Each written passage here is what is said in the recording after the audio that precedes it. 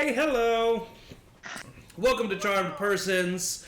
Good to see all of you. As you can see, we have some of our cast members here, as well as a special guest, Kelsey Kemp. Hello, Kelsey. Thank you so much for joining us. Kelsey's a good friend of ours off stream, and so I know that this is going to be a great session. We're doing a one shot today because we got some missing people from the normal Tayaroth campaign. So tune in next week to see if Chad gets his head ripped off by the Goliath. Yeah, it stopped right in the middle of something last week. But right now we're gonna do a little separate story, still in the world of Tayaroth.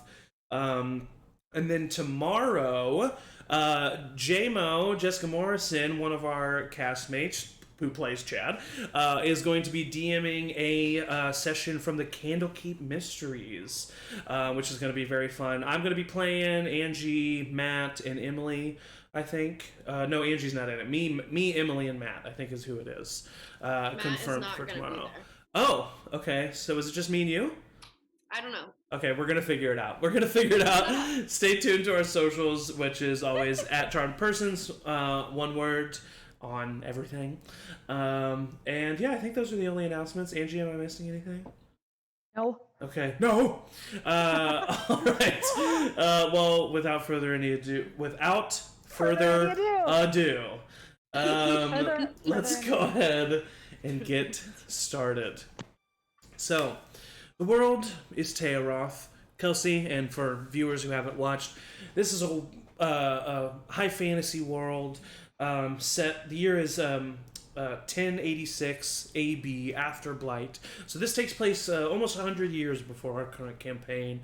There are multiple civilizations and kingdoms that span all across Tayaroth, but we are going to be zooming in kind of towards the Bahathian Empire, where just outside of that, we have a party of adventurers who have deemed themselves the Yes Dudes, as they are traveling about a week's journey north of Bahoth, and they are making their way back after just having slain a mountain troll that was attacking some of the caravan supply and otherwise in the nearby area. And so as you are traveling down, some of you are on horseback, some of you are in the wagon. Your party does have a wagon that's currently being helmed by one of your members, Corwin Hamrod. Corwin Hamrod is traveling with you. He is a human, older in his early 50s, but has a shock of gray hair that's kind of short and slicked back, with a little bit of a goatee. A man of few words, but a priest of Dune, the god of this world. He is a cleric that has a past in military training, so he is a war domain cleric that travels with all of you, and has, like I said, always been a man of few words, but is always there when you need him, and is kind of the dad of this bunch of misfits. Traveling along with this party, we have the other members of the Yes Dudes, starting with Emily, your character. Go ahead and describe your character. Okay, Kiki is, she's an elf. She's probably about average height for an elf. She is wearing what seems like too many clothes and too many bags. Just like, it looks like she could drop everything at any moment, but she seems to have it all together.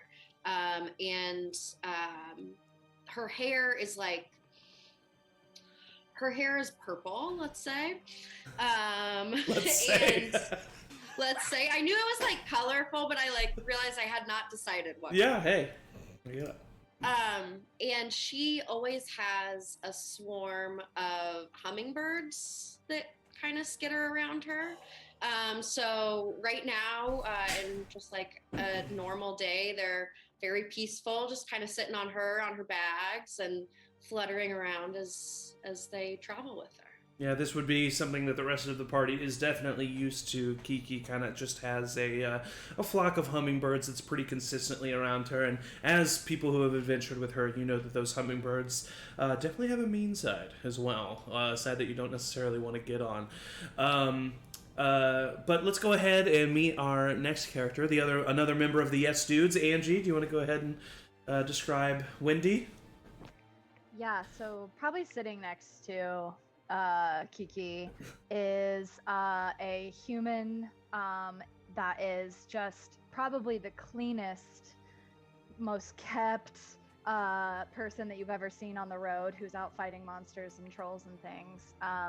Has like beautiful kind of like dirty blonde hair, very curled, very coiffed, is wearing kind of this, probably what would be like an oversized velour tunic, with like a little cinched belt that goes kind of mid-thigh, some leather boots that go up to meet that mid-thigh, just very put together.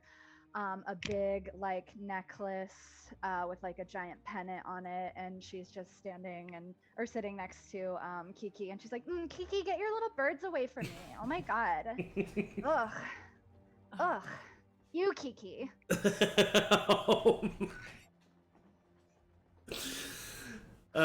You hear Corwin up at the top of the wagon, just kind of like rolls his eyes. Did you say something, Emily? You were muted if you did. Oh, I don't think Emily can hear us. Oh no. Are we having some technical difficulties here? Oh no, I oohed too hard. Uh-oh. Yeah, I don't know. Can she? It's definitely the hummingbird's fault. Yes, right. For sure. Let's see. I can't really communicate with her. So I'm not quite sure what to do in this moment. You know what? Let's just go ahead and... No, we're just going to go ahead. We're going to be right back. Don't go anywhere. We're just going to go on a brief intermission. So we'll continue in just a moment. So we'll be right back.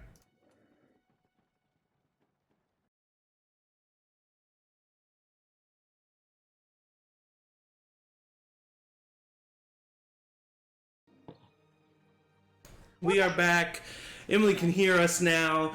I was like, I was so surprised. I was like, how did she not respond to that amazing prompt from Angie? Now I understand. I knew I was missing something. So Kiki, you're sitting there on the back of the wagon, and Wendy's next to you, and she just said, Wendy, get your... Well, actually, Angie, can you please repeat what you said? Ew. Kiki, get these birds. Ew, Kiki. Ew! Don't say ew. I mean, they're cute, but like, ugh. Like, ugh. Yeah, I think you know better than to get on their bad side by this point, probably. I do. That's why I just like keep them away from me. Thank you. Well, they're nice to you if you're nice to them. Fine, whatever. And one of the hummingbirds just kind of pokes you. The audacity.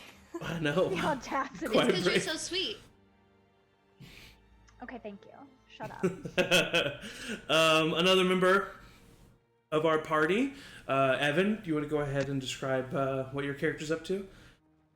Yeah. So, Yeah. Dash is sitting in the back of the wagon, not like being antisocial, but he's just there, and he's writing something on a notepad. He's fully clad in like hardcore armor. It's very like really nice, but it's got its dings from all of the stuff that he keeps on there. He basically kind of just like looks like me, except without a beard, and has those glasses that they don't have frames around them. So they're just like that, but like looks very like normal, a human male, blonde hair, a little bit dirty blonde hair. And he's just writing something fully clad in his armor with his great sword on him, a shield on his back. And he just turns and looks back at everybody, and very quickly, knowing that he needs this to get unstuck more as he goes, anybody know a word that rhymes with hinge? Singe.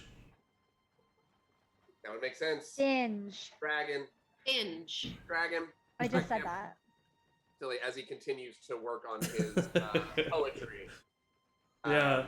Back as Love he it. kind of like bumps and goes through it. Corwin would definitely be the dad who does a bunch of crosswords. And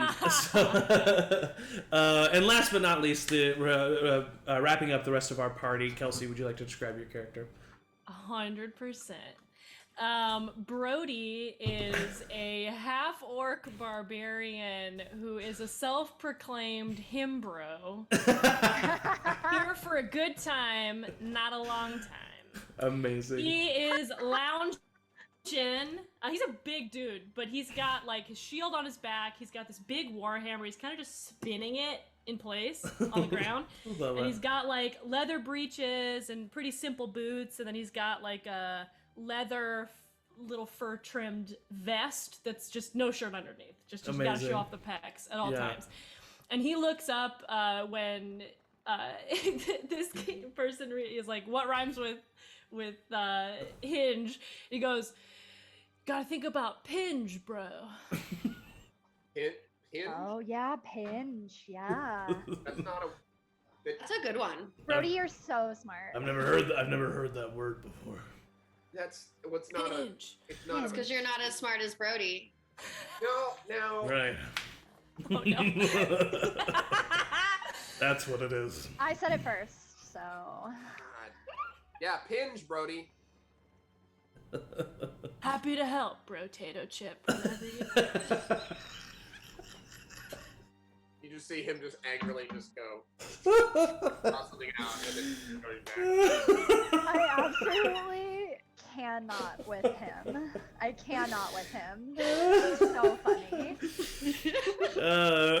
Wow. Oh. And as the party travels down this dirt road, the sun is waning in the sky. The sky is filled with burnt oranges and deep purples and blues, and you kind of pull your cloak in tight as the brisk fall weather is starting to get a little bit colder. Underneath the hooves of the horse and the wheels of the wagon, you hear the crunch of the leaves that have already fallen nearby, and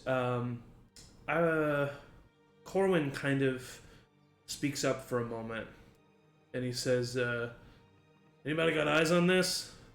And you all look forward, and about 60 feet down the dirt road, you see just kind of like, from this distance, what looks like just like a black mass on the road. Just kind of like lying on the road, something just on the road about 100 feet away. Is it a log? Probably a log. As you get a little bit closer, about 80 feet, 75 feet, you see that it's actually not one black mass, it's two. And you get a little bit closer, about 70 feet away, and you can make out, not many details, but you can make out the shape of two humanoid figures just kind of lying on the road. Are they dead? Seeing this, Corwin kind of reins in the horse. Whoa. Anybody get a view on this? Anybody can see what's going on here? I got it. Oh my god, Dash, be so careful. His little journal back in his like little side pouch. He takes out his great sword. He goes, like stretches it out. Jesus. This again, and just like steps off the wagon and goes to the front, like right in front of the horses. Yeah. And looks and just goes, "Yep, you all right?" You get a little bit closer right in front of the horse. The horses, and they kind of barely acknowledge your existence, taking this moment to rest after the long day's journey that you've had. You get no response from the humanoids. Go ahead and make a perception check for me, though.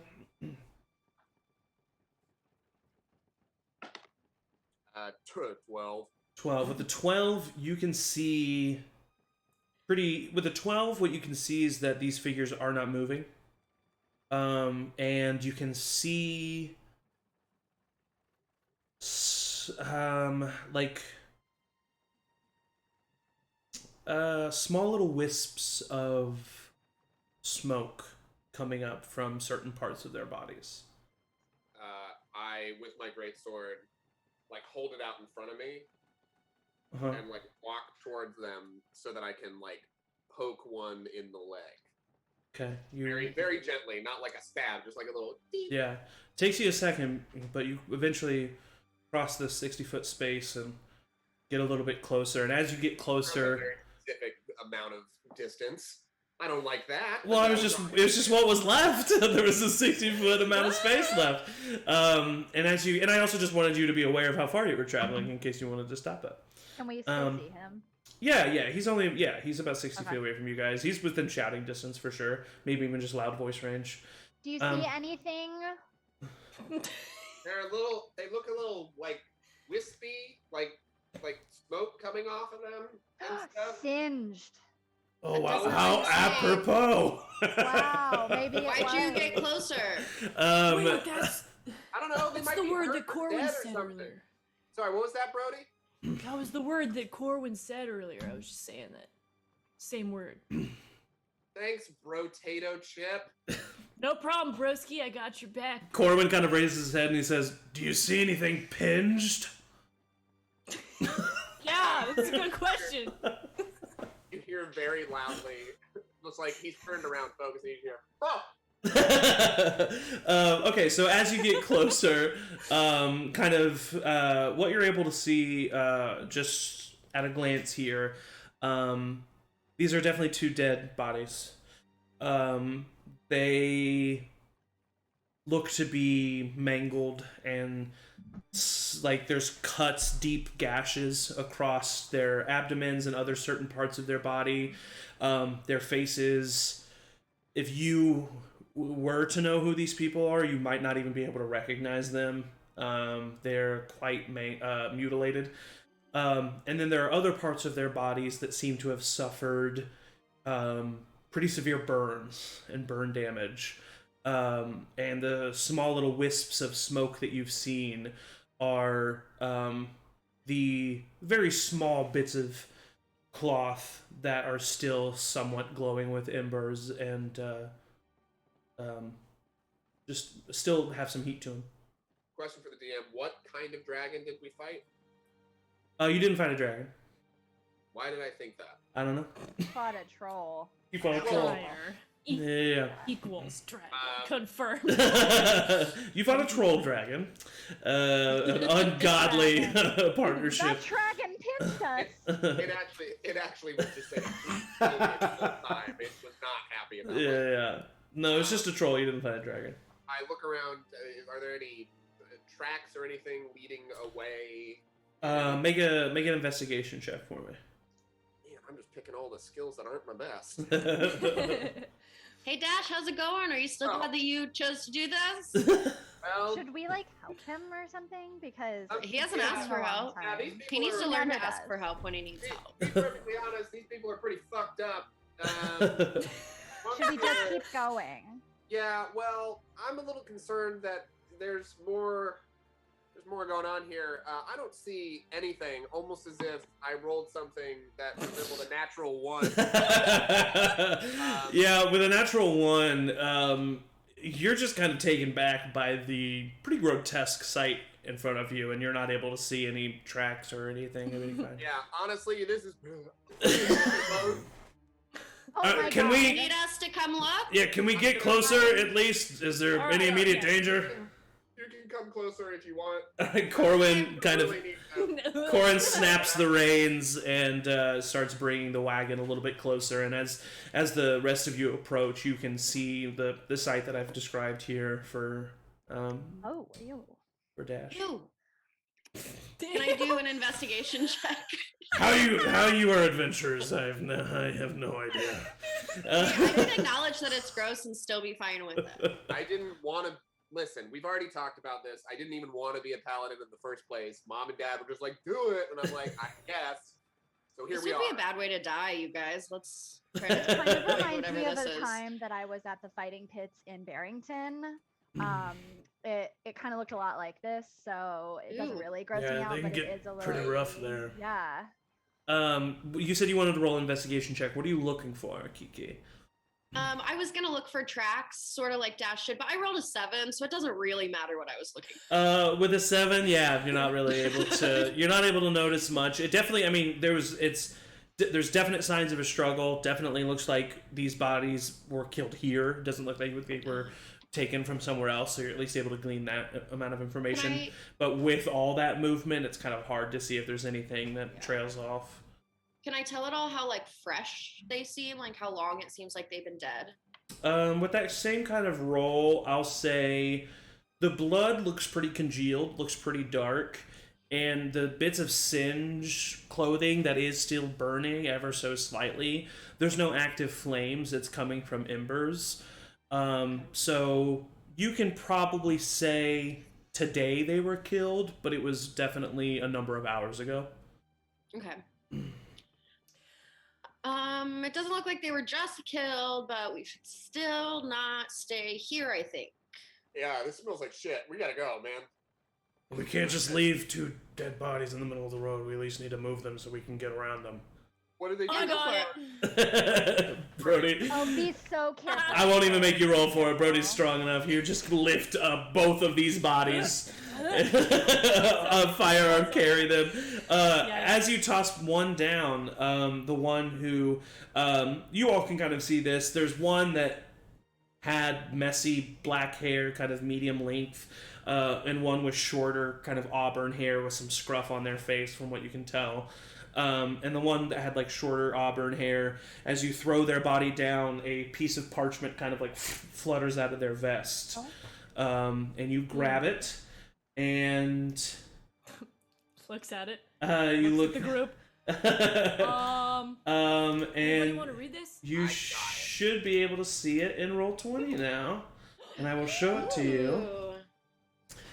You see a letter that says, "Please help us. We cannot leave the village. Something is stopping us. Beast or man, it comes sometimes at night. We've lost so many. If you receive this letter, keep our children safe. And bring help. Bring hope. Please." And it's covered in blood, and some of the edges are singed from whatever had been attacking these two. Brody, let's work on your alphabet learning after this. Some of these words I know, but some of them, bro, I don't have any idea. Bro. Get it.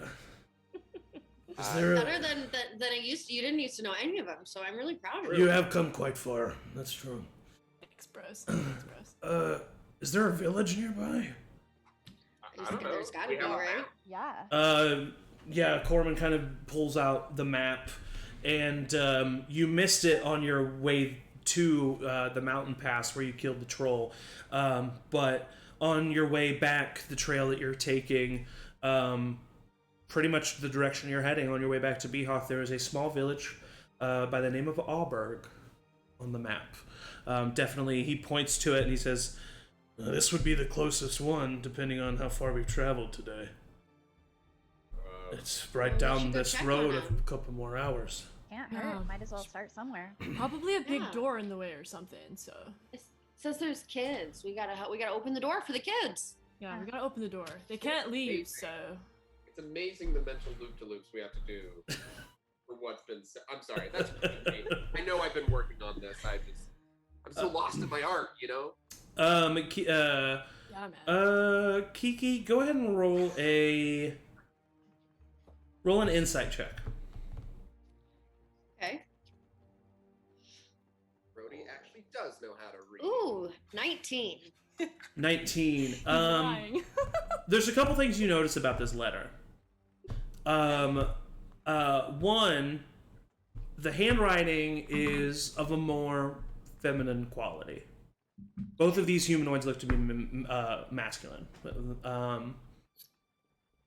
Also, as you kind of look at them, you look at the letter, with a 19 on the insight, these two young men very well could be the children that this letter is referring to. It seems as if this letter was given to these people and is not from them, if that makes sense. It doesn't look like either of them wrote this letter. It seems like those kids had some really pretty handwriting. You know, some villages like have access We're to screwed. things like resources and like education and stuff. So maybe they're just like very well. I mean, I guess so, but educated. it really doesn't seem like they like wrote this, and Yeah. they're like really young to have like studied enough to have really pretty handwriting. It like wouldn't be this. very common for two younger masculine individuals to know how to write to this level. And as in a village this small, those individuals would either be farming the lands or protecting the village in some way. We're all gonna just blow past the fact that these are definitely kids, is what you're saying, that are dead in front of us. Because we need to have a service if that's the case. Corwin kind of picks up a short sword that one of them had, and he says, "Old enough to defend themselves." And he kind of spins it a little bit. Well, what I mean, were we just gonna like put him to the side? What do we do? I agree with Dash, but Dash, we can't be out here past nightfall. We don't have time to bury both of them. However, I'll do my thing. And he kind of walks over to the two bodies that Brody put on the ground and crosses their arms in front of them. Makes sure what is visible of their eyes is closed. He then goes into the back of the wagon, takes out just an old wool blanket, strips it down the middle. It's not enough to cover their bodies entirely, but it's at least enough to cover like their upper torso and head area. And you see him pull out the symbol of Dune that he has chained around his neck, and he kind of grabs it and starts muttering under his breath as he just kind of blesses the two of them and performs a brief kind of ceremonial rite. Bros, hear me out, bros. I could carry him. I'm very strong. And if we need to bring them back to where they are from, I'll just carry them that way. Right? That's I kind mean- of a long way to carry him. We can put But him in I the. am very strong. We also could put him in the I back of know. the wagon. But maybe Yeah, Brody's that's a good maybe idea. Brody's right though. I mean, if these are the children of someone, even though they are a little messed up, I'm sure the parent wouldn't mind. Well, it would be closure. Especially if we're going there anyway. They might want to do like their own thing, you know, with them. Yeah, what if like, we can leave them here. Because, like, carrying the bodies, it's going to look like we did this. This was clearly a beast of some kind. I didn't Yeah, do but- it, bro. but- I did not. Yeah, we I believe you, Brody. I believe you. Thank you. That's we believe you, means Brody, a lot. and I like put my hand on his shoulder. Means a lot, broskies. What if an animal comes for them while we're gone? I mean, we can't let that happen. I mean, no, but, like, that's going to... Brody just picks him up. Let's do it, Brody. Let's do it, Brody. Brody picks him up and just starts walking. Yes, Brody. Corbin kind of looks over at you, Dash, and just shrugs his shoulders and then gets up on the. Brody does start walking the wrong way, though. He walks back the wrong way. Brody, hey. Put him in the wagon. Just put This it. way? Can we just put him in the Yeah, wagon? just put him in the wagon, Brody. Walk the other Yeah. way. Oh, He's okay, in well, the front with you. The smell is not great. Oh He man. walks with him. He just starts. Corbin gets up on the wagon and snaps the reins on the horses, and he says, "Thank God he's strong." And thank starts God. driving. And, oh my! As you continue down this dirt path, a couple hours pass, and eventually night falls. Just as you arrive at the outskirts of a very small village. It is made of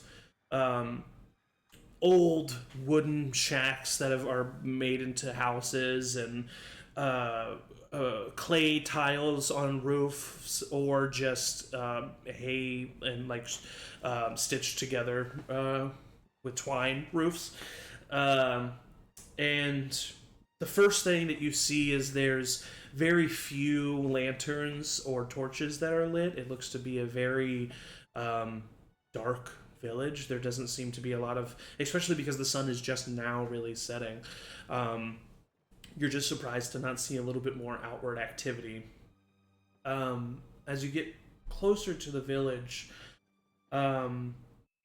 you see that there are some people walking around to and fro. The very first building that you see kind of to your left on the path as you travel forward is a what I guess they think passes as a stable, and seems to be able to hold just enough horses that carry a wagon and a couple more.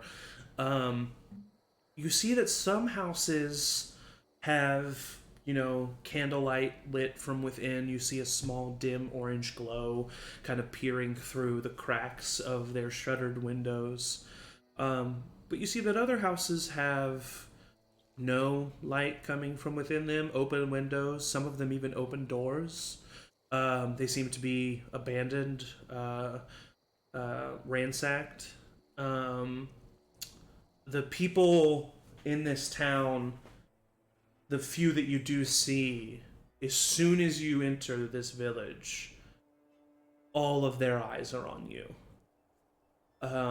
Usually you're used to drawing a crowd somewhat. I mean, you're adventurers, you're capable people, We're really hot. You're all very hot. And so you're not unaccustomed to attention. However, every person that you see is kind of like stopping and staring at you, and most of them aren't saying anything. They're just kind of watching you as you go by. Some seem bewildered, some seem surprised, some seem confused.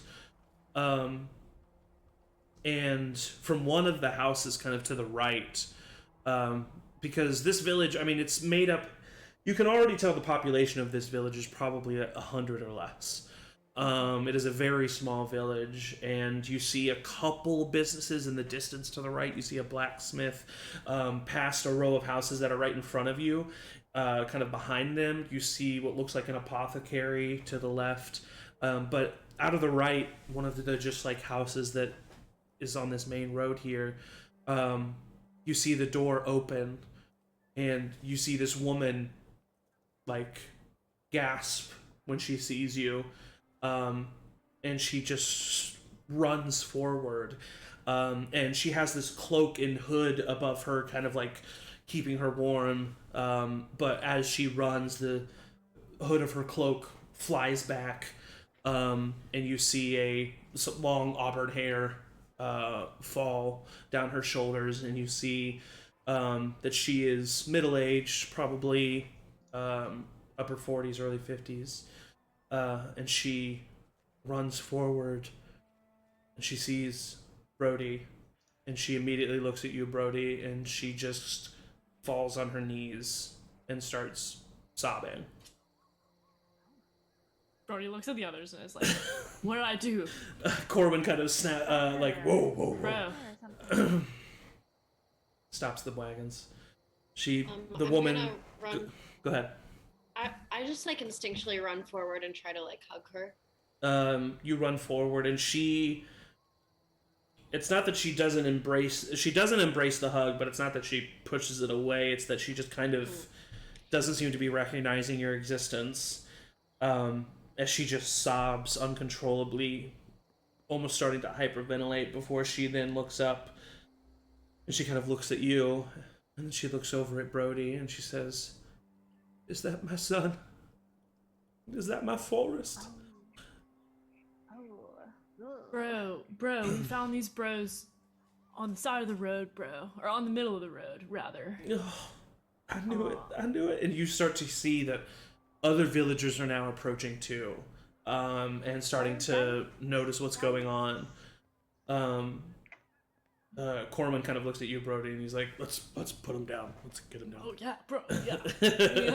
He'll put him down gentler than the before when he's trying to talk some. Like now there's people crying. He's like, I don't know about that. Tell her, and I was like, all right. Steps Brody, back. Like, Brody might not be street smart, or not book smart, but definitely knows when to not throw bodies on the ground. 100%. Another individual that you see approach is this bald man with like black hair that's kind of wrapped around the side of his head. And he has a pair of spectacles as well, but no sides to the frames, just the ones that sit right on the bridge of his nose. And he has the long crooked nose, kind of a vest with white shirt, rolled up sleeves, and he approaches and he says, well, I knew that this would happen, and this is why we shouldn't have sent them. And another couple approaches, both gray-haired individuals, a woman and a man, and the woman kind of slaps the bald man on the shoulder, and she says, Victor, that is enough. Look, Hilga is just learned her son has died. Now, come on. And the man with the gray hair, the couple kind of approaches the rest of you, and he approaches you, Brody, and he says, did you happen to see a young girl with these boys? No, I do not think so, bro. We did find this note. The woman who has been sobbing kind of like stands up and she grabs it and she kind of just like gives it right back to you, like, oh, and if you don't take it, she just drops it and she says, yes, that's the note I gave Forrest before they left. Oh, and she kind of just rubs her head and her hands. I knew it was dangerous, but he seemed so hell-bent on helping in some way. And the woman with the gray hair just kind of like embraces her, and as she does so, kind of looks over at the other individual, the man with the gray hair, and she says, Wilson, do you think that means that Greta could still be out there? And he says, Mary, I don't know. We just have to hope so. And Corman kind of like looks around at the rest of you, and everybody's just kind of gathered around. Is there anything that you say or do in this situation? I just look around. In Dash's want to be more of a scholarly person, he's definitely studied a lot of like magic things. Yes. And he wants to look around to see any signs of. They said they were being kept in by something. Yeah. And the fact that there was no creature and there was like clearly what he assumes is a magical creature did this thing, because he's never known a bear to leave embers. Yeah, for sure. He's just gonna look around for any signs of any sort of like talismans or runes or just something that he can see that might be like a barrier that's preventing. Yeah, as you kind of just like, look around, make a wisdom check for me, or a perception check. I mean, as you just kind of like glance around to see what you can see. Sure, yeah. It'll +3 and not a +2. Yeah, it'll be you'll go ahead. 16. 16. With a Arcana check, you don't notice any magical symbols, any runes of any kind. As a matter of fact, you don't even see a lot of magical items at all. I mean, magic is somewhat rare in Tayaroth, and especially in a village this small. It's pretty rare that anybody would be adept in magic at all. From where you can see, this seems to be a very magic-less corner of the world. Cool. I just make note of that and pull out my little journal for a second with my little tiny feather quill. Right. Tiny feather quill. Hilga, kind of like the woman who's been deemed Hilga, with the long auburn hair, the mother of one of the children. She kind of sniffs and takes in a breath, and she says, "Well, I can't thank you enough for bringing my son back to me. Did you see it while you were out there? Whatever's been doing this?" No, we didn't see anything. And we did read the note, and we are here to help. The man who's been deemed Victor now, the bald man, kind of throws his hands up in the air and he says, "See, it's pointless. This was pointless the whole time." And Hilga kind of like hisses over towards him. Can Brody put a hand on Victor's shoulder and just kind of pat him a little bit? And he's like, "Bro, this is the time to chill out, bro. All right, there's a lot of emotions and a lot of feelings in space. Okay, you need to like." Even though Brody is being quite calm, your visage is what is going to cause you to roll an intimidation check right now. Oh my god! Wait, that's not no. Hold on. Oh yeah. Make a quick note. In a racist town. That is a 15. A 15, yeah. With a 15, he definitely seems to give off the vibes of a man who doesn't likes to make sure his voice is heard. Oh, and so a man, and he looks kind of at you, and he's like, "Well, yeah, of course, yes, I will." He's just kind of nodding like, yeah. You get it. Yep. And he's like as far away from you while having you still wrapped around him as he can be. And Hilga looks to the rest of you and she says, "Well, please, we should discuss what you did see, and if you are here to help, then, well, we need to fill you in. I'm sorry to say this, but welcome to Auburg." And she kind of turns and starts walking and then looks back over her shoulder and says, "Follow me." And Thank you guys. Corwin starts bringing up the wagon again, and he starts following Hilga down the street at a slow pace.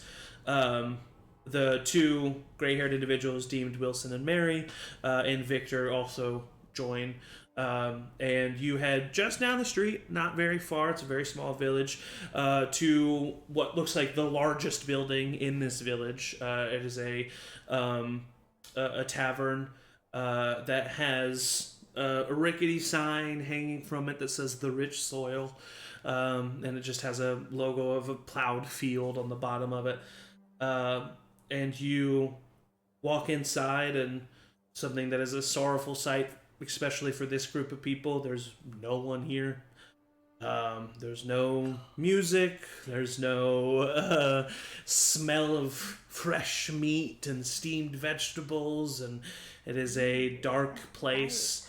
Currently, the only individual is kind of standing behind the bar, leaning back against the wall, just looking down with her arms crossed, standing next to the fireplace to keep warm. And she has short black hair that kind of like spikes and then slicks back a little bit.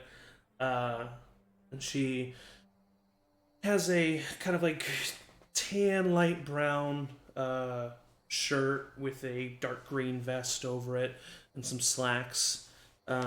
She kind of looks up as all of you enter.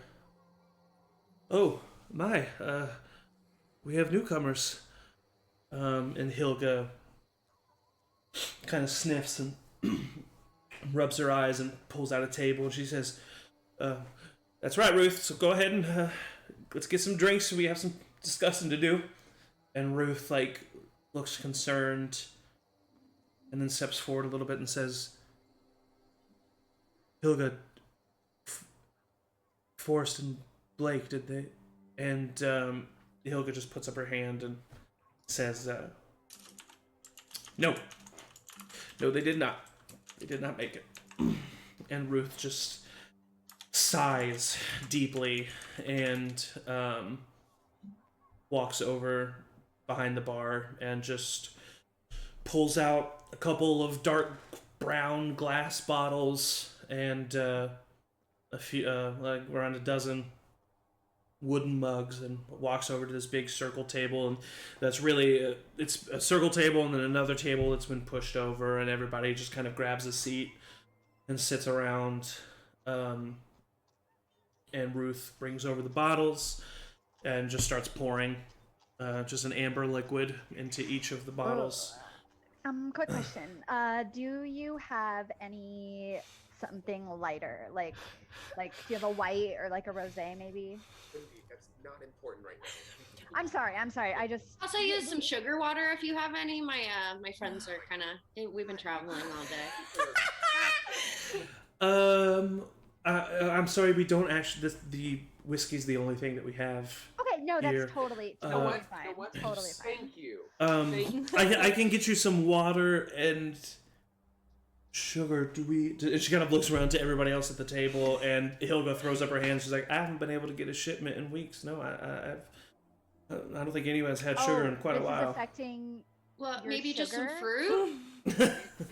Oh, fresh fruit is very hard to come by. Okay, we need to do something, you guys. Our rations are going very low. Yeah, Listen, that'll be fine. there's a lot that we need to fill you in on if you truly are here to help us. And as a matter of fact, you are the. Dash is so over it. Reaching over and pulling the mugs from the people who have asked for something else. Yeah. Exactly. Corwin. Literally sitting there just going. So social anxiety. Absolutely. Corwin immediately downs his mug and then starts pouring another. And Hilda's the first one to speak up. And she says, well, you see, for about a year now,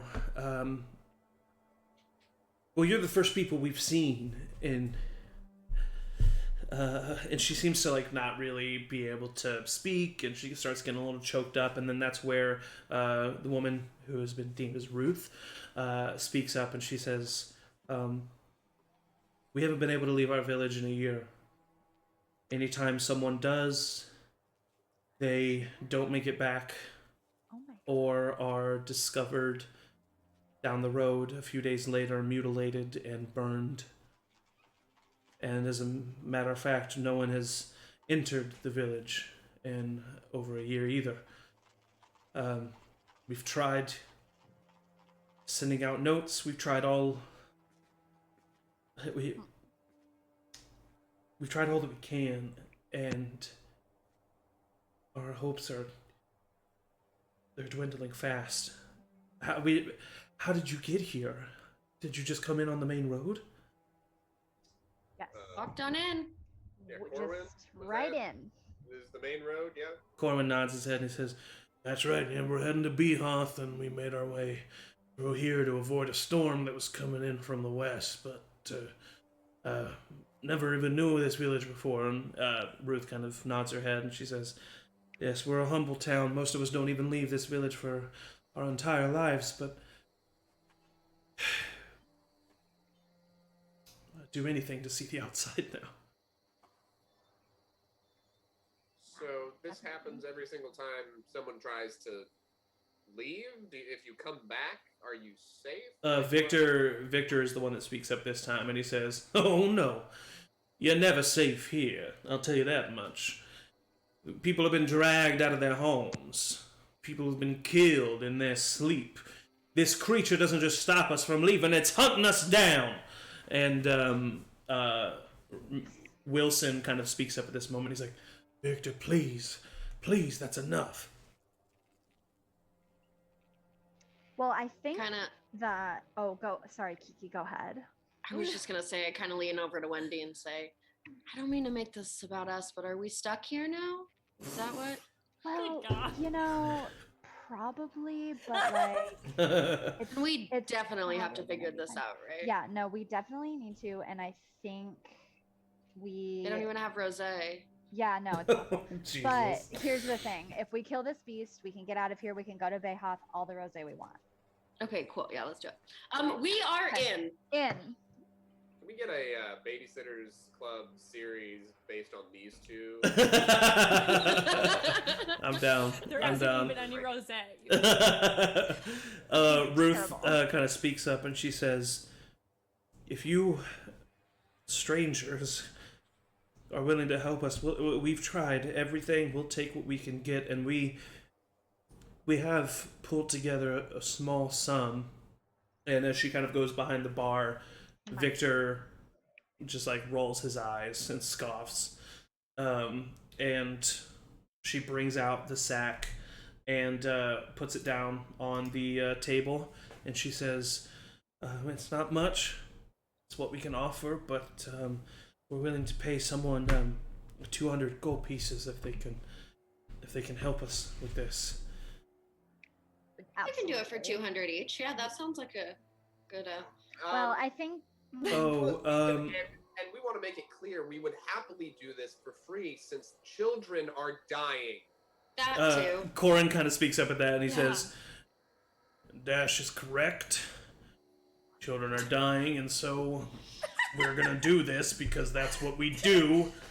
Yeah. You know, because Dune would want it of us, Kiki. Absolutely. Absolutely. I am feeling I was gonna say we would do it for 200 each, but you guys just didn't let me finish. But I think she was. we'll do it for free. Yeah, we are feeling very loquacious. My dudes. I'm sorry. We'll do this for nothing. What, Look at that you learned word. That was the one you had the most trouble with. Spell it. He just smiles and us. Don't make him spell it. I don't need this right now. Okay, I will be distracted. Yeah, we'll be here all day. Please don't ask him to spell it. No. For some reason, when he spells words, he goes through the alphabet and says which letters it isn't first, and it's strange that he does that. I don't get it. I like it. I can like it.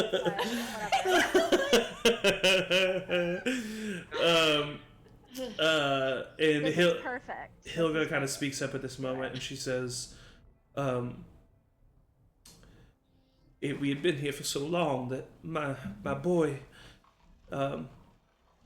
we'd lost my dear husband to whatever this was, and he said that he wanted to,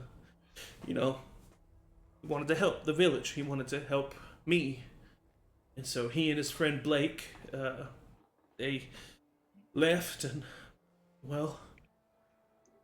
they told us that they would go and get safety, and that's why I gave that note, because I wanted to show whoever that they found that this was real. And she kind of gets a little bit choked up, and Mary, the one with the kind of like long gray hair that's pulled up into a bun, she says, and Greta, well, she snuck away. Blake and Forrest were her friends, and she asked us to go with them, and we told her that, we didn't think it was safe, and she just left us a note and said that her friends needed her, and we assumed that she went with them. But if you didn't find her there, and she kind of looks over at Wilson, who kind of nods his head and says, it could mean that she's still alive out there. It could mean that. It could. Well, then we should go find her. Right? I'm gonna say Dash and Kiki roll insight checks for me.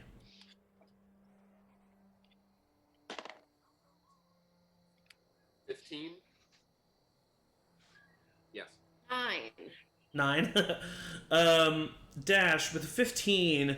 You're kind of like, especially because, you've already said that Dash is pretty observant and kind of just leans back and listens and watches.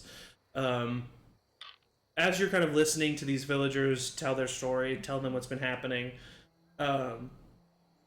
you notice a strong sense of guilt coming from Ruth. Every time that a body is mentioned, every time that how much this has been devastating is expressed, you see kind of just like a wince. I wait for a natural lull in the conversation, as though he gets anxious. He does know tactics of how to approach things, and when Yeah. not mention that they want 200 pounds of gold or 200 gold. Yeah. 100 pounds of gold. 200 pounds of gold. Pounds of gold.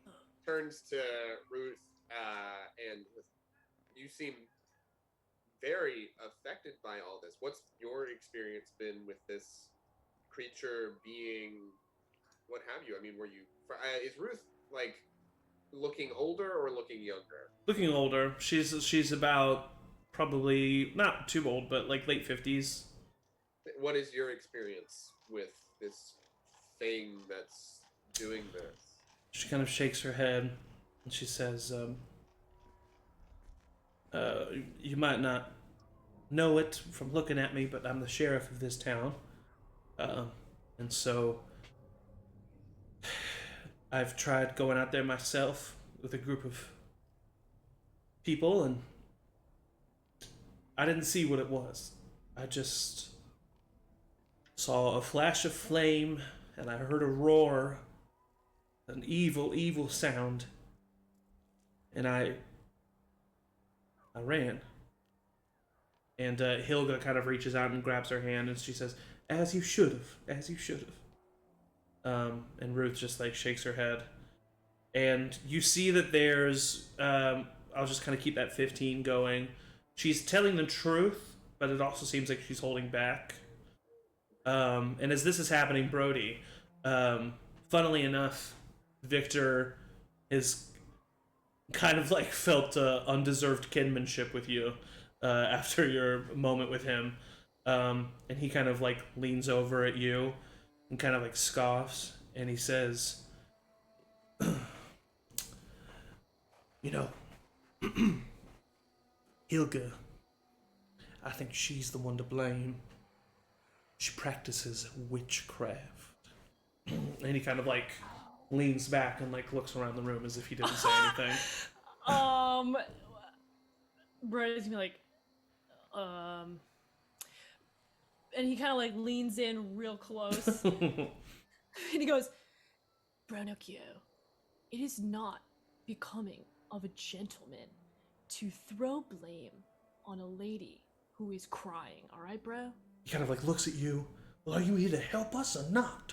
I'm just telling you the facts, son.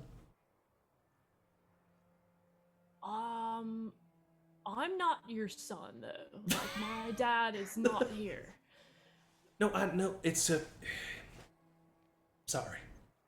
I'm just. Apology accepted. I thought one of you should know. That's all.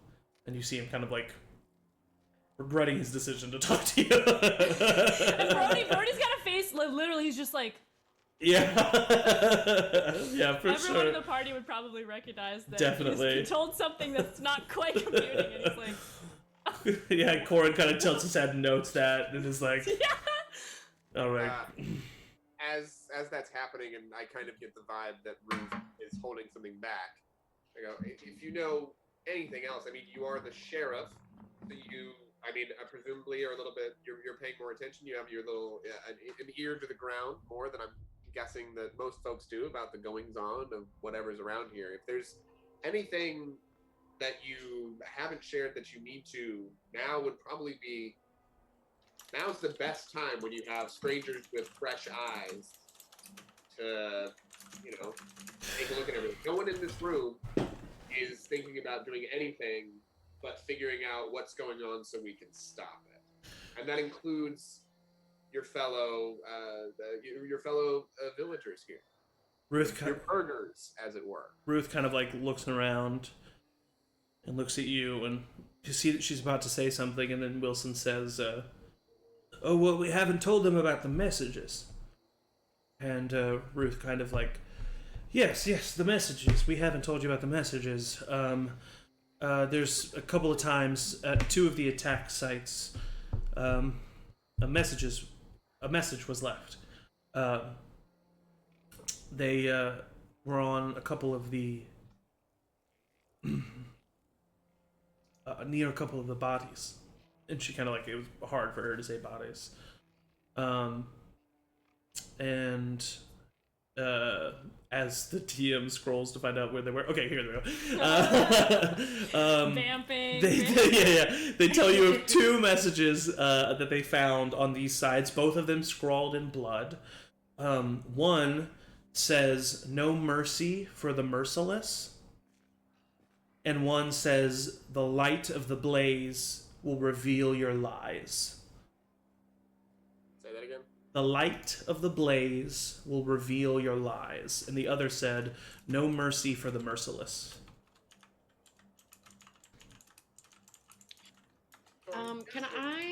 We've been like sort of assuming that this is a beast of some sort, but my favorite enemy are beasts. Can I make an intelligence check, which I should have advantage on, just to see For sure. if this does seem Make like it a a beast? nature check.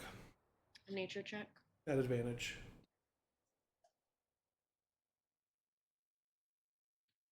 Ooh. First roll's a 19. Let's see if I get a nat 20. Nice. Nope, 19. No modifier. It was an 18 plus 1. Okay, gotcha. With a 19, you know a couple things. You know that of no beast that can do what you've seen. Yeah. And as a matter of fact, just being a person of nature, being a person who's used to hearing of bestial type creatures and aberrations, the only thing that you've heard of that could maybe be capable of this is a dragon. But no one has seen or heard from dragons in almost a millennia. And from what you've read and just heard about dragons, they don't leave behind much. And the bite marks that you saw on the bodies would not, I mean, they would have had to have been quite a small dragon. Yeah. So that's what you're able to get with the 19. I think we've been assuming that this is a beast of some sort, and this clearly is not a beast. Well, what else could do something like that? A dragon? A small dragon? Oh, but posh. not a beast? dragon. Oh my god. That's what I'm saying. I don't think that. I mean, yeah, we've heard the stories before, but like this is clearly like a vengeful. Someone is. Yeah, a dragon doesn't leave messages. Doesn't leave the bodies behind either. Dude. Listen, don't put anything past anything at this point, honestly. I've seen Fair. some weird stuff. It's so wise, bro. Yeah.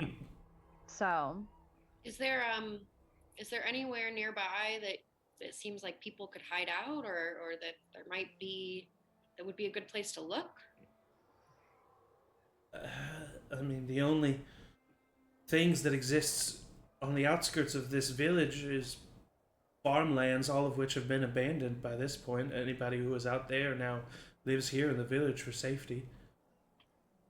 you said that this happens like anytime people try to leave. Or sometimes randomly certain evenings, yes. Well, that can't. There can't be anything random about that. There has to be a reason that they would. Because so we know one. We know one is that they leave, they die. So if they're still here, what is the other criteria for them getting killed? Like what? So who are the people that have died in their homes? They start to list names that don't ring a bell and stuff like that. I mean, they just say like random individuals. Like there doesn't seem to be a connection to any of them. Not even if I were to like specify in a question. Yeah.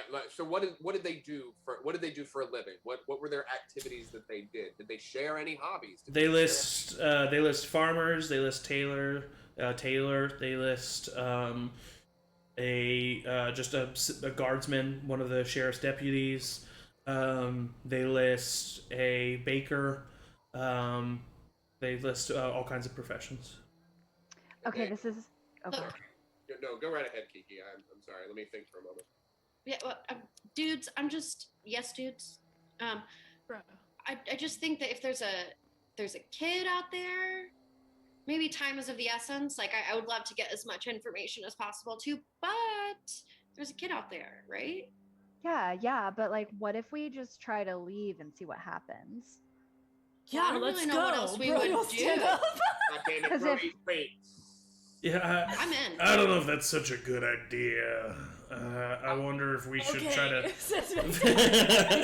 I think we should try to figure out the source of what's going on here, especially if it's some kind of vengeful thing. We need all the information we can get before we go after this. And like, is this if it's a curse? You know, if this is some kind of curse that sticks with you the second you leave, we're not going to be safe out there. As I'm sorry, Greta. As Greta is. You know, we should. So we need to get all the information here so that we can accurately fight and kick ass, Brody. Brody like raises his hand. Yes, Brody. Yeah, the one kid, the one bro who died was your bro. Who's the other bro? Ruth, no, Hilda, kind of talks in this moment, and she says, "That was Blake. Blake was the son of the owners of this tavern, both of which have been killed already." So he had no bros. He had no more bros, no. Oh man, that's so sad, bro. Maybe the silver lining is that he gets to see his parents in some way. What happened to his parents? They were killed by the beast as well. Oh, that whole family? Has any other whole families been killed?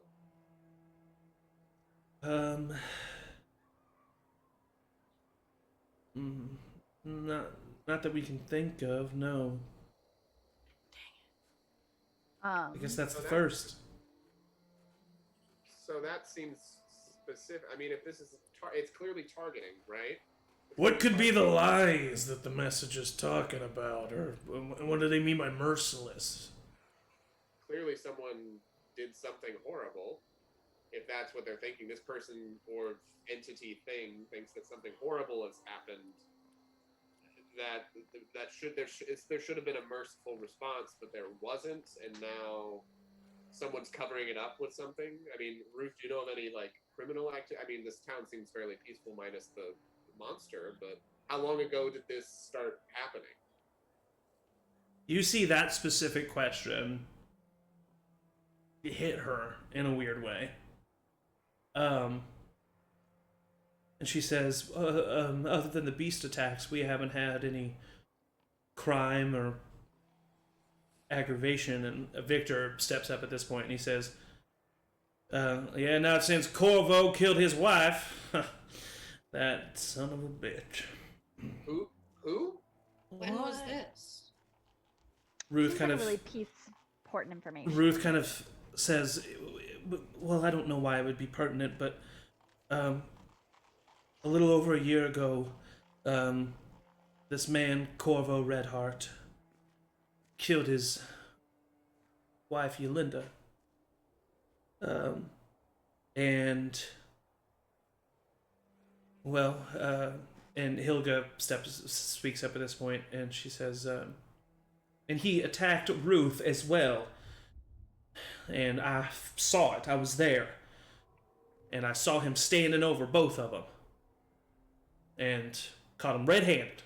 And then Victor finishes the sentence this time, and he says, "We executed the son of a bitch." On the spot?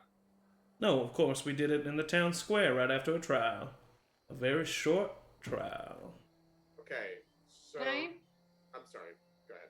I just want to make an insight check to see if this feels rehearsed. He's Is like lying. mine. Yeah, for sure. Fine. You and Dash as well, just because Dash has been keyed in on Ruth's weariness.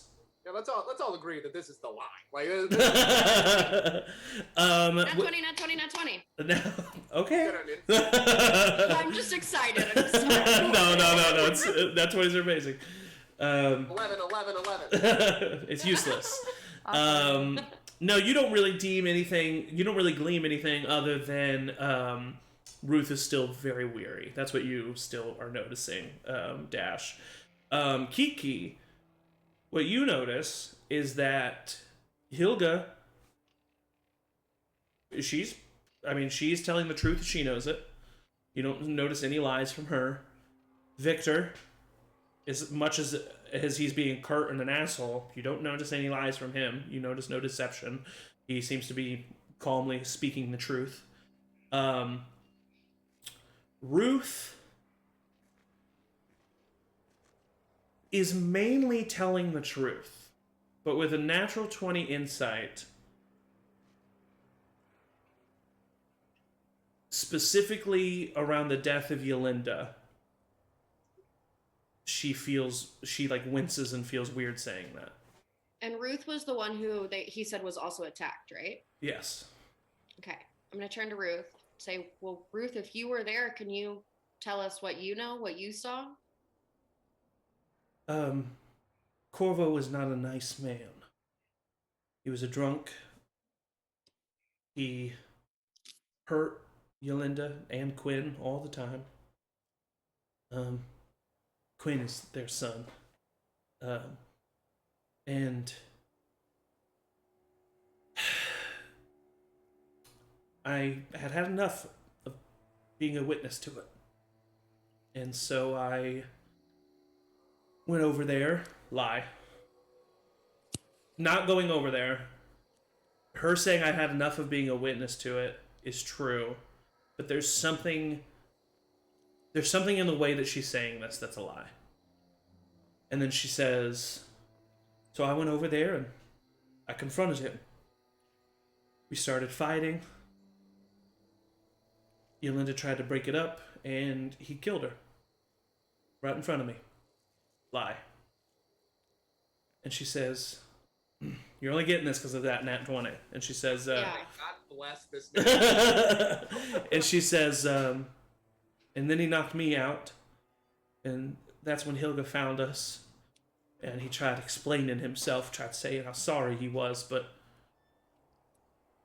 we knew what had really happened. Tried blaming me for it. Tried blaming me, saying I killed Yolinda. She was a very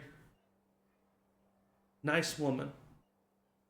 I cared for her. Lie. But with a nat 20, she lied when she said she cared for her. But it's not because she didn't care for her. Oh! Okay. That was a lovely story that I'm sure you spent a good amount of time on. Will you tell us what really happened? Oh, I do in that moment. What? And then all my hummingbirds just face. I do look at Kiki and just go, I'm like, roll an intimidation check with advantage. Whoa. the hummingbirds. Yeah, the hummingbirds. Yeah, And just like the calling her out in this right in front of everybody. And needles pointed directly at you. Yeah. Getting called out like, I I don't like do the that. birds now. I'm sure you do now. Yeah. A 13. 13. I'm telling you the truth. And you definitely and everyone is kind of looking at her now, wide-eyed, like, what? Is this not the truth? And Hilga kind of gasps, and Victor stands up at this moment, and he says, "Oh God damn it! What did you do?" And go ahead. I stand up, and for the record, as calm and mild mannered as he is, he's about the height of the actor who played the Hound. Yeah. Like 6'6". Yeah. And buff and shit. He just stands up and he goes, all right. Listen. Let's not get out of hand with these emotions. Let's hear what Ruth has to say. Presumably Kiki, the truth, since, we're honest, the birds don't lie. Let's hear the truth. And I do, while being very calm and collected, take one step forward to stop any fighting or whatever, but definitely also to be I am an imposing figure in front of you. Let's hear the truth for once. Can you please? She kind of, in this moment, as you're saying this, doesn't even let you finish her sentence. She, explodes with emotion. She's been holding back this entire time, and with the insight that you've been keened on, and with the nat 20 still kind of riding from you, you know that everything that spills out of her mouth in this moment is the truth. And it's the truth that she's been waiting to say for so long. And she immediately speaks up and she says, "He was an asshole. I'm telling the truth. He beat her. And he hurt Quinn. And he was a drunk. And she loved me. And I loved her. Oh. And we..." Oh. And everybody's like, Oh my "Whoa, God. what's going on? What's going on?" And and she says, and she came to me in a time of need, and I comforted her, and then it grew into more, and we loved each other strong for a while, and then he found out, and he beat her senseless.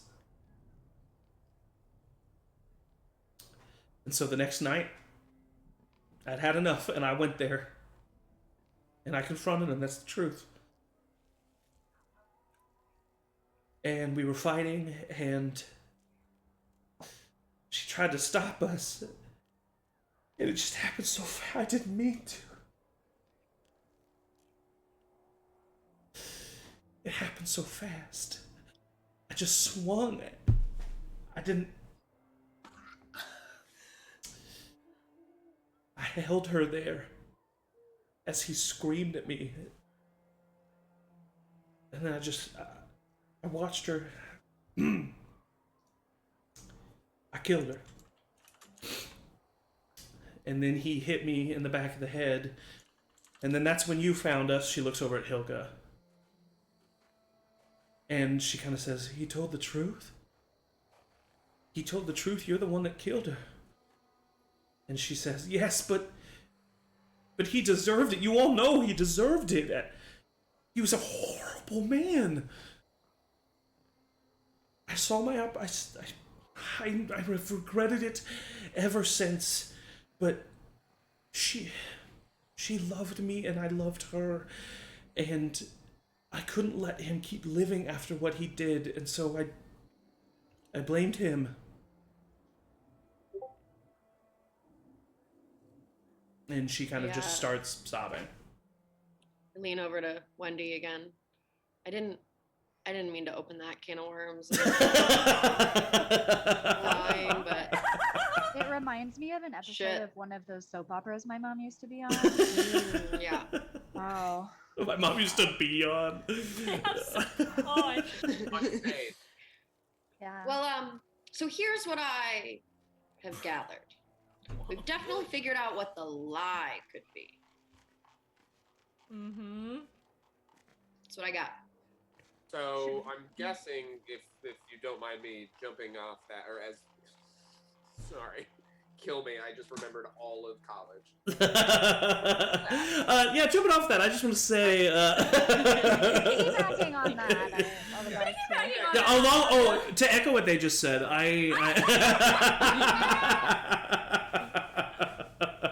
That's so funny. But, all right. Anyway, to continue where Kiki left off, and I think she was on that same trail here. We know the lie, but perhaps this is. I know we have feeling. It's not that there's not a lot of magic in this town, but it feels like there is a merciless feeling to what happened about the trial, and maybe everyone in the village is being punished for that. Is there someone else who this abuser was also seeing on the side that might be causing vengeance? It seems like there's a fourth entity. Or he's not dead, bruh. Or he's not dead. Did you see him die? Really? Yeah, how was he executed? He was beheaded. Oh, that's pretty dead. All right, never mind. Yeah, never that's well. But was it? There are Who was the ways. body after? We buried him Where? in the cemetery behind the tavern. That sounds like we should. Yeah, I think. I've Little always wanted to adventure. dig up a grave. Okay, Yeah, that's little weird. Don't say adventure. that. Let's go. Yeah. goods. We're not grave robbers, but we do need. We're not robbing it. Yeah, we're not robbing it. I've always wanted a reason to. I don't want to just like rob a grave. You're making it worse, and that's fine. But like you're making it worse. Yeah. Victor. No, man. Victor kind of stands up in this moment, and he looks over at Hilga, and he says, "Did you have anything to do with this?" Bro, we talked about this. No, I don't care, bro. I'm not gonna listen to you anymore, bro, because I know that she practices witchcraft in that apothecary of hers, and if this has anything to do with undeath or vengeance, it's probably her. That's right. You could be really helpful to us, Helga. Do you know any way that this could have happened? Hilga, first of all, stands up and slaps Victor across the face. And Victor then immediately just storms out. And she turns and she looks to you, Kiki, and she says, the fact that he thinks he can accuse me when whatever this is killed my son is beyond me. Yep. I walk after Victor. I leave and go. I go Victor, and I walk after. I go and walk after him. Okay, yeah. He's outside, and he just stops and turns. What? Come back inside. We do need your help. We just need you to be a little bit more constructive about how you're helping, okay? Listen, son, you have no right to have authority over me. I am going to my shop, and I will stay there. Good day. I said good day! And he turns and he keeps walking. I go, and I don't run, but I like get around him, and I assume I'm taller than him. Oh, for sure. Yeah, for sure. We're so tall. I think Rory, whatever his name is, like 6'6" or 6'7" or something. Yeah. If not more, honestly. I step in front of him and just like very not hard, but I just put my hand like on his chest and I go, okay. Okay. Don't call me son. We're here to help, and we need your help just as much as we need everyone's help in there. So if you'll come back with a little bit of a calmer energy. I'll be calm with you. I'll be right there with you. Let's go back together so we all, including you, can be the solvers of this problem, okay? Roll a persuasion check. Kick him in the balls. I would say it's a disadvantage because he's mad, but I would have also given you advantage just from your sheer just like physical authority over this man. So it's just straight roll, persuasion, straight roll. Okay, fuck. It's not bad. It's not bad. It's just a 10. It's a 10? He brushes your hand off of his chest and starts to try to walk around you. All right, well, we could share in the 200 gold with you, but I guess not. And then I walk back towards the... Over half that money's mine, son. I don't need it. I was gonna say. I couldn't remember if he was the one who offered it or if it was like... He was not the one who offered it, no. But he actually scoffed when it was offered. Okay. Yeah. Well, Scoff. I wouldn't shrink at that in my coffers, but I guess that's just me. He's out of earshot now. You're just talking to yourself. I look back, I start pontificating like some poetry bullshit. Like, it reminds me of that one Robert Frost poem, A Man Who Definitely Is in This Dimension. And I look back and go, fuck. And as you walk in the meantime, while this conversation happened, Hilga just kind of informed you that she does participate in slight arcanic magics that are very just focused on intensifying her healing kits and healing potions. And she says that from what she's seen, she hasn't noticed any magical effects or anything on anybody, but she's also only been at like the aftermaths of the attacks and stuff like that. Would you be interested in going to the grave with us and seeing if there's anything you can tell there? I suppose I could. Great. Ruth, would you mind coming with us? It seems that if the lie is... Yes, I'll do whatever I can to help, obviously, now that... that's not what I mean. your safety as well. You are clearly part of being targeted, and we would like you to stay with us for this time. All right, well, let's go then. Let's go. And Victor looks like this after she doesn't realize I dealt with Victor being a dick. She's very clearly just like on edge and just like, I mean, I think that after we go to the graveyard, we're gonna come back here and we get everybody a hot drink, all right, bros? We just gotta like, there's a lot of elevated feels right now, and you get it. You get bad vibes. A lot of bad vibes. Yes. As you step outside of the tavern, you walk outside and you see, well, Brody, you kind of like step outside, and a drop of liquid like hits your forehead. Oh, bro. Oh my God, what? And you look up, and it's not raining. Well, I look to the right and left first, because I don't... You don't see anything to the right or left of you. Oh, man, what? Like, oh, wait. The rest of you see just a small dot, slightly now streaking a bit of red on Brody's forehead. It's not raining, bros. It's not raining. It's fine. Are you bleeding? What is that? I pull out my sword and I look directly up with my... I don't stab up. Like, I've got it, like, right here. You look right up, and you see in blood written across the top of this tavern, which was not there before you walked in. It just says, "Not true friends." And then that's when you hear it. A deep... Oh my God. Coming from behind you. And you turn and you see a large, massive, bipedal, hound-like creature with coarse black fur and eyes of fiery ember red.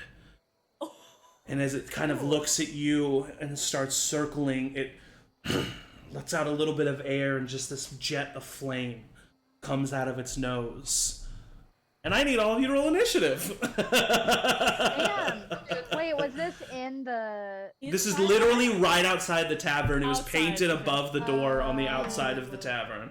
Right, so we turned to look, and then it was... So, here's the village. The top of the map is the tavern. Okay. And the you can drag your character out onto there. At least you should be able to. Here is the... Oh wait, I need to go to... there we go. The hound is right here, and is currently looking at all of you. You can... The rest of you should be able to place your tokens down there. I cannot move mine. I cannot move. Why does this happen? I don't understand. I don't have a Mine token. worked. I know, yours is... If you click and drag from your name in the journal, like if you pull up the journal and you just click and drag the name out, that's how I got mine on. But mine doesn't have a... It does have a a letter. Technically. Yeah, you won't see the letter next to your thing. It has a... Like, you should just see a person next to your thing, but if you click on your name and drag it out, nothing happens. I just did. That's so weird. I can do it. There's a W. Yeah, that's the one I just brought out. That's so weird. I don't know what the different setting is. I don't know what the different setting is with her that you guys don't have. Cooler than us or something? Oh wait, here. I might have figured it out. Emily? Obviously. Yeah. Try yours. Try again. Yeah. Oh, yep. I did it. Oh, okay, yeah, I see what I did wrong. Angie, there's yours. And Dash, there's yours. So you guys all should be able to bring them out now. Drag them on. Drag them on. Digimon. Drag them on. Drag them on. Wait. Am I drunk? Yeah, if you open the journal and the characters, question, man. and click and drag journal. out I was name. clicking in the Mine just highlights. that time. Okay, perfect. So when you click on the actual name, Wendy Wallingham, And then click and drag it onto the page. nothing Click happens? on the name Wendy Wallingham? Or Yes, the the Yeah, the text. The text, Wendy Wallingham. There you go. There you go. There she is. Cool. Figured it out. Okay, so the Hellhound's right there in front of you guys. There are all of you. Now I need your initiative orders. Hold on. Where's the turn order? they're thingy? hellhounds? Cool. I love it. I love hellhounds. Hey, how do you know that? Someone made a deal with the devil. Because I'm magical. I mean- Dodoy. How'd you know that? How did you know that? You should be able to. How do I do this? How do I make you guys on the initiative Wait. order? I forget how to do that. How do I do I this? do not know. Matt's not here. I know Matt's usually the one that helps me out with this. Oh, I see. 0. No, that's not what we need. I click a token and choose add a turn. Oh, there we go. Boom. Boom. Boom. Boom. Boom. And I will manually adjust these. You guys don't have to worry about it. So Brody, what's yours? Okay. 18. 18. And then we got Dash. 8. 18. Dash is 8. Wendy? 12. Why can't I type? Wendy's 12. Corwin is 11. And Kiki? 11. 11. You will go ahead of Corwin. Yeah. And then the Hellhound, which you're not supposed to know what that is Oops. 14. Kiki doesn't know. Brody definitely Characters does not don't know. No. Kiki might know, honestly. She's like, Kiki it's not a beast, doesn't it's not a know. beast. Oh, no, it's definitely Descendant. He studied. There we go. Okay, perfect. There we are.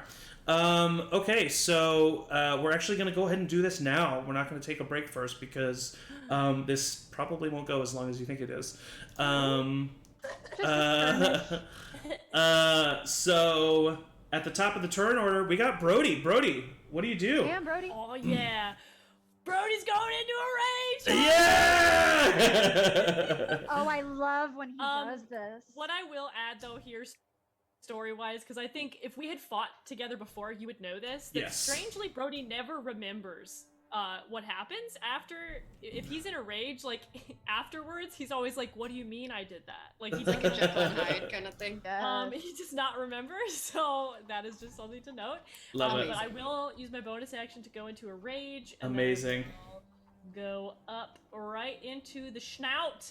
Yeah, so you just walk right up to this creature and it's just Oh, yeah. immediately baring its teeth, and as it bares its teeth, you see this like ember glow from inside of it. A glow? Yep. Oh, well, I'm not gonna remember that, but okay. So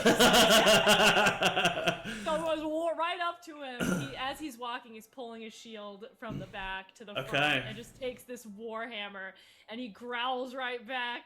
And then he goes to just smash him with the hammer. So Yeah. that is a nat 1. Oh Damn. no! Too lost in the rage. Ah! Wait, so what would that okay, yeah, no, I don't get advantage on attacks with that, unfortunately. Yeah. Do you have the ability? What is it? Oh, is it not? No, it's not totem. Can totem warriors do reckless attack? Maybe they can't. Maybe that's Oh, wait, path yes, of I fear. can. Okay, cool. Can you Reckless make attack. reverse? Oh yeah, heck yeah. Let's do Yeah, that. just do it. So he'll have advantage on an attack against you, but That's you're raging. 12 plus 5. So that's a 7. That hits. That hits. Oh yeah. Alright, so I will hit. That is a 6 damage plus 2, 8 damage. Nice. 8 damage. 8 points of damage. What's your weapon of choice again? My warhammer. Yeah, your warhammer. So you just walk right up to this hound, you swing it over your head, clock it right in the jaw. This creature roars as its head snaps to the side and then comes back at you. That is. Oh, I need to. Okay, here we go. This is where I'll put this. Wait, no, I can't put it there. Crap. Here we go.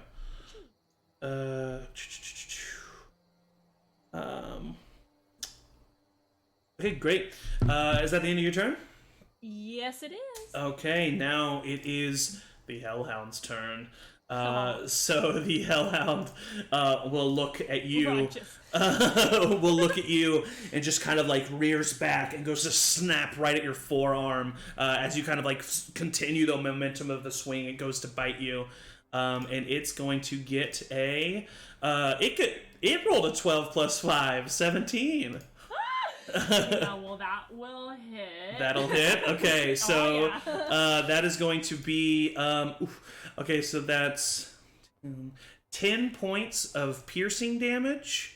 But that will be halved. But that'll be halved to 5, and then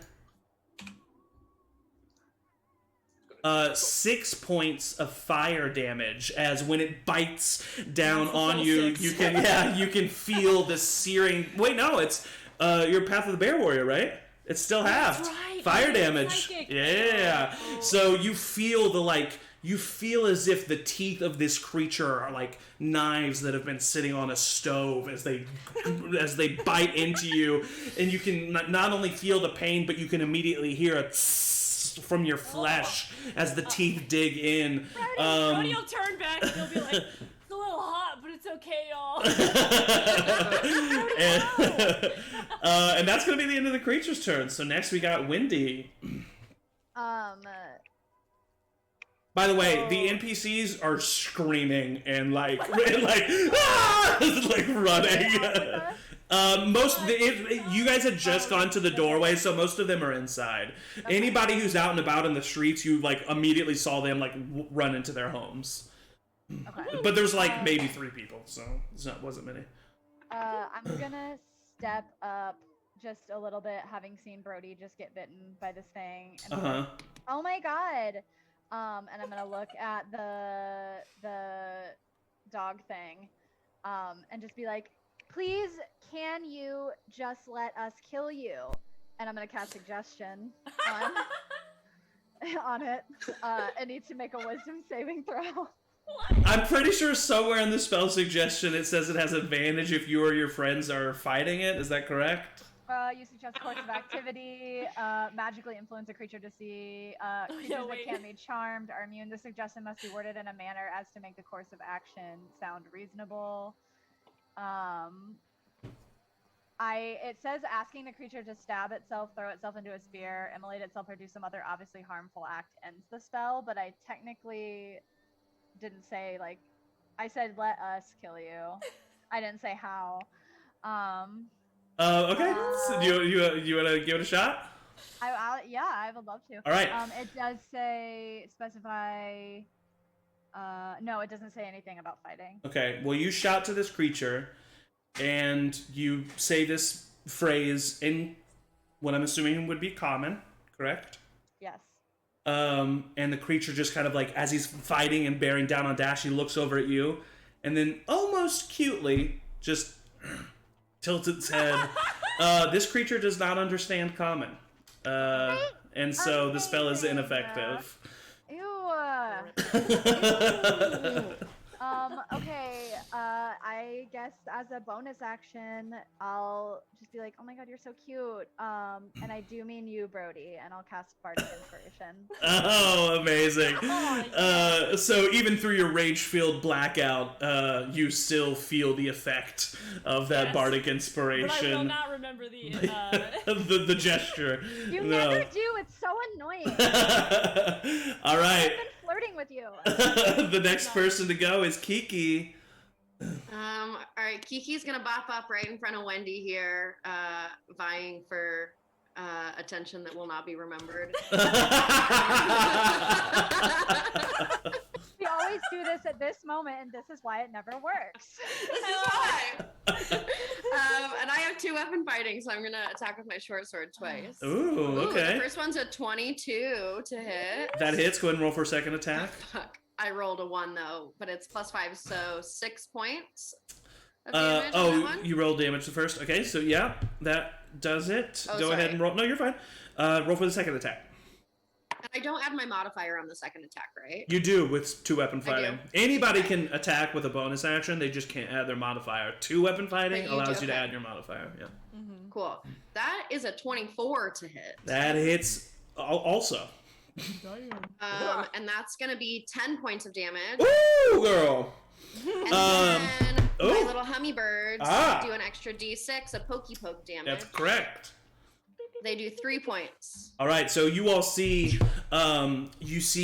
Kiki Chaos step forward, and she takes out her short sword, first kind of slashing across the thick thigh of the creature, causing steaming hot blood to pour out of the wound, and then you just take it and thrust right into the rib cage of the creature, really doing some damage with that one, as it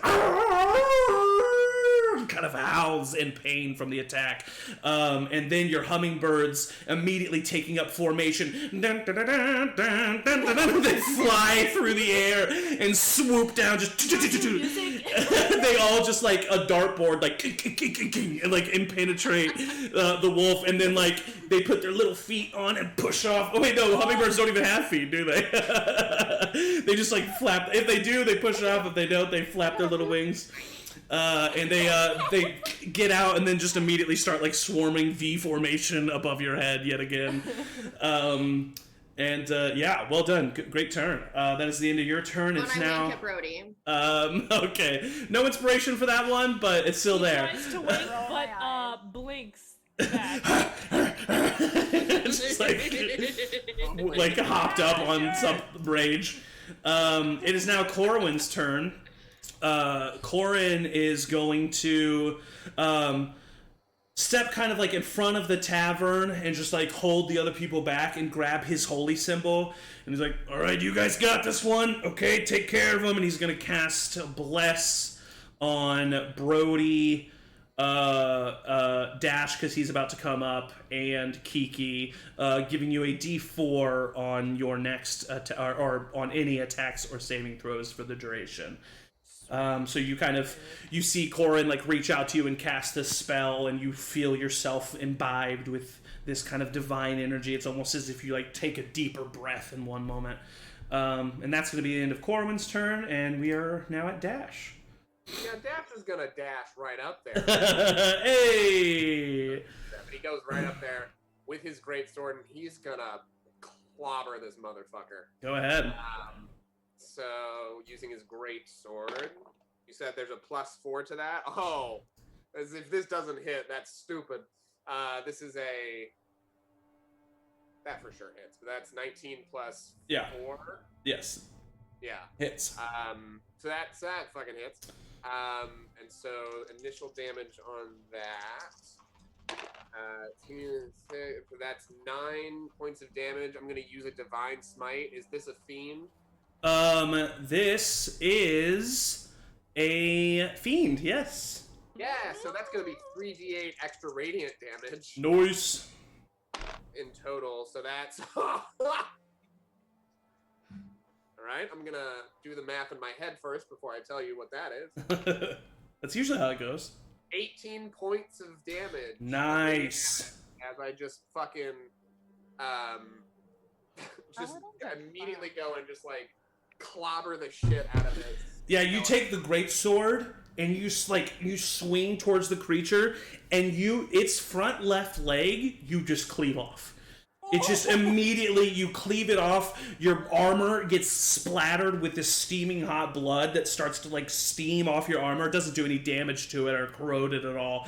But you swing, and now you're just standing there kind of like steaming from the blood that you just, that just spurted all over you from this hound. You see it kind of starting to try to limp back. It definitely looks hurt in this moment. Is that the end of your turn, Dash? Let me double check. See if I don't think I can do anything else. No, that'll be. I'm just gonna. I don't know if I can take a moment to look around to see if there's a point of origin for this fucker. That would be an action to do so. Okay, that would be an action. I can't do anything else. All right. Stand there and looking badass. Yes, you do look badass. All right, well then, top of the turn order, we got Brody again. Alrighty. I will go ahead and recklessly attack again. Yeah. Seeing all these bros just killing it. Like, yeah, let's go. So that will be And 23. 23 hits. Alright. Damn. That's gonna be 9 damage, because you had the 2, because I'm in a rage, so. Oh, he had 8 hit points left. So describe this kill. Describe how you kill this creature. So I'm just watching everyone like, "Whoa, this is awesome. This is so awesome." And I'm like, I want to play too. And I was like, what? I almost wonder, and I know that it's not gonna affect, because I know technically like to drop the shield is something. But yes. Like, say I drop the shield, I'm using one-handed damage. Of course, yeah. Shield, I grab the kind of like almost toss it, like overhand, like, yeah. like, spin it in the air as you toss it. Like a baseball bat to the exactly. head. You just you take your shoulder back, swing with all your might, and especially because it was the creature's turn next, as you look at it, you see this glow from the creature emanate even more, and it starts to open up its fanged maw as you can see a plume of flame beginning to emanate out of the creature's mouth, about to head towards the rest of your party members, but you knock it right upside the head. The flame spurts in the air, missing all of you in the creature's neck. I mean, the quickness of it is almost shocking, as the creature just twists its neck upward, cracks, and then immediately falls to the ground. And as it falls to the ground, the creature just bursts into flames and starts burning intensely. And because you, especially, I know that you were subconsciously, we'll say, looking for it, Dash, not from a specific point, but you hear almost as if it's shouted from the sky, like projected, but also it seems to be coming from maybe even the hound itself, but it's definitely not the hound, you know what I mean. You hear a masculine voice just scream, "No!" And that is where we are going to take a little bio break and stop so that we can stand up and stretch and get some water. So we will be back here in a little bit to kind of discover the aftermath of everything that just happened. So yeah, don't go anywhere. We'll be right back.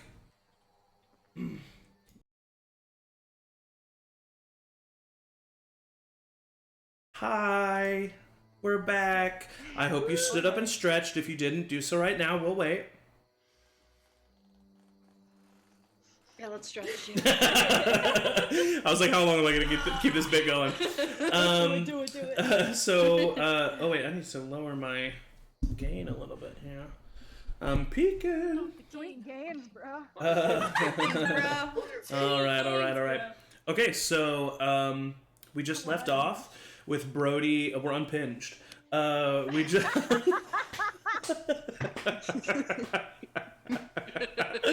I'm the DM. I'm not supposed to be doing this. I gotta be keeping us on track. I will not apologize for my actions or the actions of my character. I mean, truly unpinged for sure.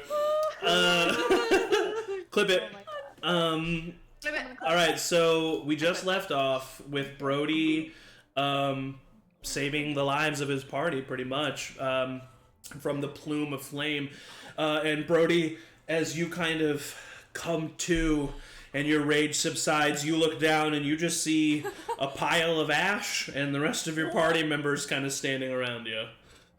Oh my god, Brody, that was hot. Yeah, that was pretty amazing, kid. Well done. Well, thanks. You don't remember anything. You don't remember, do I you? know he doesn't remember, but I'm gonna don't. tell him he's not. Is that what fell on my face? And he's like, Yes. Oh, no, that is. And he points back to the message of blood that, as he, points to it, is currently, as if it was a fuse, is being, embered away. What? What did it say? It said no true friends. Not true friends. Not to true friends. Whoa, Well, they weren't talking about us. We are true friends. I turn back to the group, the group that's in the tavern. Yeah, and they're kind of now that Corwin has stepped forward and everything seems to have calmed down, they're kind of all like stepping outside, like looking off to the sides. I am very much, again, this is not my chosen profession, but good lord, am I good at it. Like, I'm like cleaning off my sword kind of thing and just like, yeah. All right, listen. So the message said no true friends. I'm literally just like with a rag. And sorry, just to clarify, because I misspoke, it's not true friends. Not true friends. Yeah, not much of a difference, but I want to clarify. Well, didn't we do it? We just did it, right? We did it, but there was a kid. There was no kid. Yeah, so... Oh, damn. All right. Still gotta find the baby. Damn. Folks in the tavern here, you just, shoot. What's up? What are the, this not true friends? What is that? What does that message mean? What do we got going on here? What did you do to this wolf? Hilga kind of speaks up and she says, it could be referring to the previous owners of this tavern. They were pretty good friends with. God, what was his name? Fuck me. Corvo. They were pretty good friends with Corvo, and they tend to let his drunken shenanigans slide, but not true friends. I mean, I don't know what that would mean. Real quick question. What is Corwin's last name? Corvo, and it's Redheart. No, Corwin. Oh, Corwin. Oh, you mean Corwin Hamrod? Oh, yeah. Yeah. Corwin Hamrod. How long is One more time. Hamrod. Hamrod. Coro Hamhock. Where, how long have we been with Corwin? Pretty much the whole time. Like, how long Pretty has he been much. with the group? Oh, has he been in your group? I would say since the beginning of the Yes Dudes. Beginning of the Yes Dudes. He's an OG yes dude. He's an OG Yes Dude. I turn to, how long have we all been together? The Yes Dudes? I don't know. Yeah, like... Years. We're level 3 and we've been together for years? No. Years. I would say 2 months. this troll is probably maybe your like second or third mission together. I would say you guys have been together just with sheer travel time around like 3 or 4 months. Cool. And I turned to everybody in the tavern. Real quick, just like, so how long ago did all of this happen? I know we briefly covered it, but I just want to double check. How long did... It started about a year ago. Uh-huh. And when was Corvo executed? A little over a year ago. Yeah. We've made a connection. That was Angie. Sorry, go ahead, Brody. Just because... No. Sorry, real quick, just because it's new info and I'm, as the DM, might not have said it, and I don't remember if I've said it. So, but I think I did. So, Dash, roll a history check for me. Because I saw you react to this piece of information when I said it. You said it. You said that it was like a little over a year ago that this happened. Yes, I did, but that's not what I'm thinking of in this moment right now. Oh, shut up. No, you're good, Angie. Shut up. You shut up for saying shut up. You shut up. No, you What'd you say? shut up. You did not just say 30, did you? I said dirty 20. I was like, I don't believe you. With a dirty 20, you remember in your head that Corvo did not only beat his wife. There was another member of the Redheart family. Yeah, the Quinn. I just kind of... I'm just saying, no one's asked about him. Yeah. Sure. How old was Quinn? Is Quinn? Quinn is in Is his Quinn alive? early 20s, I think 22. See, I had discounted Quinn as like Is a 3-year-old. This is a new Oh, this is revelation. good. Yeah, where is Get he? for assuming. He was killed by the beast. When? What a Like, shame. first one? Yeah, he quickly tried to leave town, and well, we didn't really find much left of him, but we found what was left of him. What'd you find? his clothes and his cloak just covered in blood and singed. We also found a finger of his. Finger? Where's the finger? Convenient. Where's the finger? I'm not. Did any of us keep the? And they all kind of like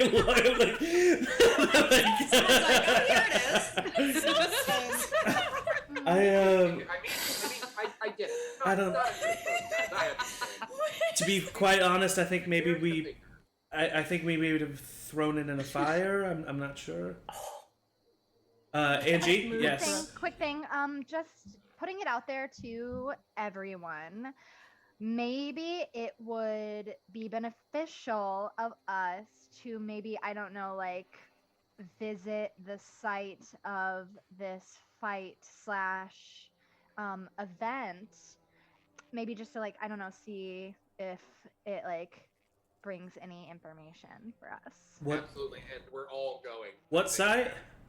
The site of like where this fight happened, where this death happened, you know. Ruth speaks up at this moment. Why would we need to go back there? I don't want to go back there.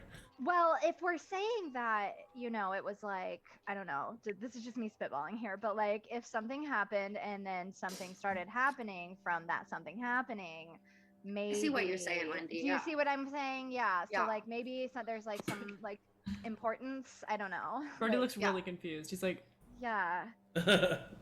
Maybe, you know, with our special skills. we I could think get maybe a little what bit more Wendy's saying information. is that this kid is not dead. Yes. There was Thank a you. voice that I heard a little bit on the wind that was clearly upset that this hellhound was killed. By the way, it was a hellhound for any of you who don't know that. Oh yeah. No, that was definitely fine. was. That was for sure a hellhound. Yeah. that Yeah. definitely- oh, gnarly. Oh. Yeah, I'm gonna Corwin. use a spell slot to use my primeval awareness to know if there are any celestials, dragons, elementals, fae, fiends, undead, or apparitions within 1 mile of me. And I'm assuming you're gonna focus on fiends. Yes, yeah. A fiend focus. Because I don't think it's just all of those. I think you have to choose one. You kind of like step away from the party for a second, and you like, you know, emanate your aura out from you, and kind of take in the surroundings. And currently, you don't sense any fiend presence within a mile. It doesn't seem like there are any more nearby. It's because he hasn't summoned any more. Who? Who's he? Huh? Corwin said that. Mm-hmm. Corin speaks up and he says, Insight. Corin speaks, go ahead and roll insight, yeah. I'm gonna do it, you guys. I'm gonna do it. I have proficiency, and that is a 16. Who? You see that Corin, I'll say what he says first. You see that he says, well, the only time a hellhound comes around is either it's accompanied by a devil, which I don't see anywhere, or someone summoned it from the Nine Hells. Dash, you gotta know that. That's exactly what I was going to say to these people. You just said it better than I would have. And Angie, with that, Like a demon. with that 16 insight, you get that you sense that he's telling the truth, or at least what he thinks is the correct idea. Do you think it's like a hot demon? Should we? I don't think it is a demon. I think someone is calling forth demonic entities. Yikes. Did Big Quinn yikes. ever Entities. have conversations about magic with anyone? And I'm not saying witchcraft, Victor. Oh, he's not here. No, he's not here. Fuck Victor. Hilga kind of like speaks up and she says, after the attack, the death, Quinn was... He took it hard, obviously, and I do remember he came to me and he asked me if there was any way I could help him talk with his father. I said no, that I knew not of such magics, and that such magics were often steeped in evilness, darkness. I suggested he avoid and let go. And I think that's what he did. When he left, he seemed, or when he tried to leave, he seemed to be at peace with it, calm. Did were Victor and Quinn ever close? Victor himself was quite close with Corvo. I wouldn't say him and Victor were often, or him and Quinn were often seen together, but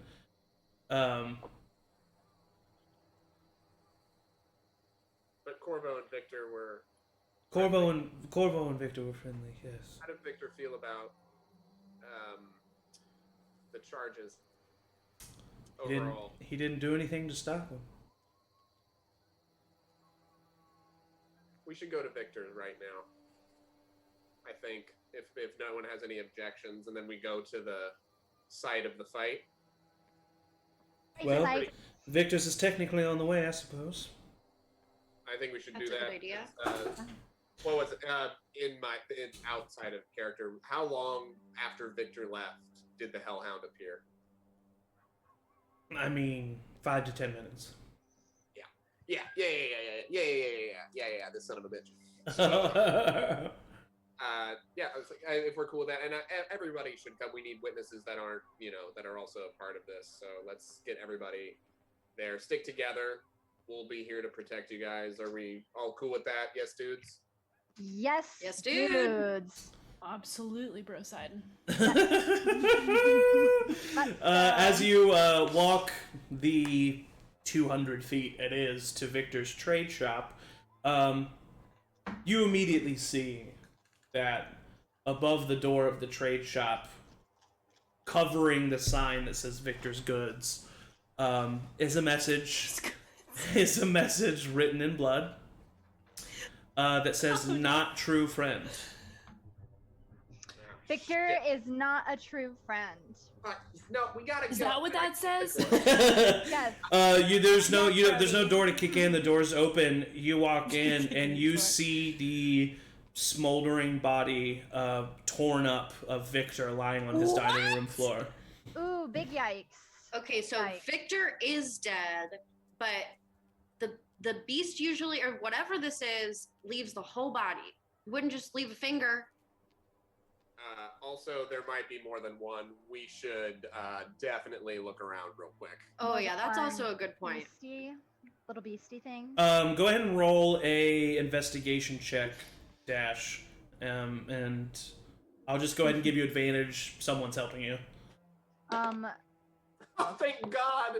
It's definitely not Brody helping. Probably would be me because I would love to look for some Oh my little God. collectibles. Collectibles? Yeah, I would love to just find a little trinket or something. Okay. What'd you get? I rolled 2 natural ones in a row. Oh no!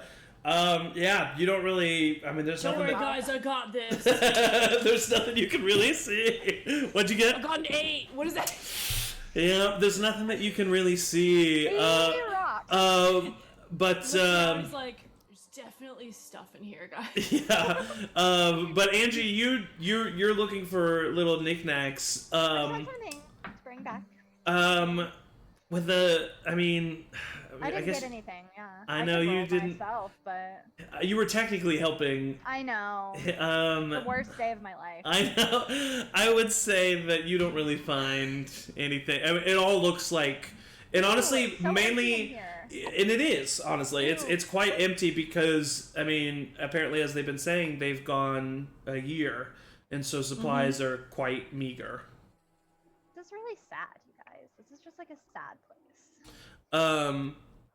But I will say, because it just happened, it's not hard to tell that there are tracks, large prints from Victor's trade shop to the tavern. Oh heck. Well, So here goes my theory. that Just means one. that. Wait. How could it be dead and then come here? Other way, I think. Oh, okay. It started here, buddy. It started here, and then it Yeah. went. So Oh. maybe back to my plan where we go to the fight site. Fight site. Fight site. Yeah, I mean, I think All in for fight site? And for fight sight. Oh, I didn't know we needed to vote. Yeah. I Just just like dudes raising for my the hand. website. So who do you want to make sure comes with you? Everybody that you've been talking to so far? Ruth. Okay. So Ruth, get yourself over here, girl. I want everyone to come with. yeah. Yeah. You walk for probably 2 miles outside of the outside of the village. Yeah, Corwin, as you say that, Corwin's like, we had a wagon. Why didn't we take the fucking wagon? You might miss things with a wagon. We're investigating. I can carry you if you want. Oh, you could carry me. No, Yeah. Yeah, He carry picks her. you up like this. Wait, me? Or Corwin? Yeah. Picks you up like this. yeah, you. Yep. Yes! But just like hanging over him, though. Yeah. He doesn't like get it. I mean, it's I look at Kiki and I just say, behind. Yeah, I like to think that she's like, her feet are kicking in front of you, and like her elbows up, and she's just like looking over, like. and I look at Kiki and I just go, But eventually you make your way down a dirt path, and at some point Ruth just kind of says, "Here, it's right here," and you kind of down the dirt path you see what looks like a farmstead about probably another half mile. No, that's too long. Like a quarter of a mile down the path. But she stops you kind of here in this little like, just kind of like a quarter of a mile before the farmstead. She says, "This is where it happened. This is where I confronted him." Ew. Can I do an investigation check? Sure. Can I use divine sense outside of combat? Oh yeah, of course. Yeah. I don't know why I'm investigating. How close are we to the place? To what place? You said there was a farmstead in front of Yeah, the farmstead's like a quarter of a mile away, and then she says like a quarter of a mile down the road where you're standing right now is where the actual confrontation happened. Okay. Then I'm gonna wait till we get to the farm. Okay. I got a 14. With a 14, Seeing if there's any like tracks or. with a 14, you notice that there are horse tracks on this road that aren't like from today, but are definitely from like recent weeks. Has anyone but us been brought horses by here recently? No, ever since Quinn was killed, this place has been abandoned. Well, and I just point to the horse tracks. Yeah. Ooh. So I think that might not be totally true. When I hear Kiki say that, be like, oh my god, you guys, let me try something. And I'm gonna cast see invisibility. Okay. And it says it is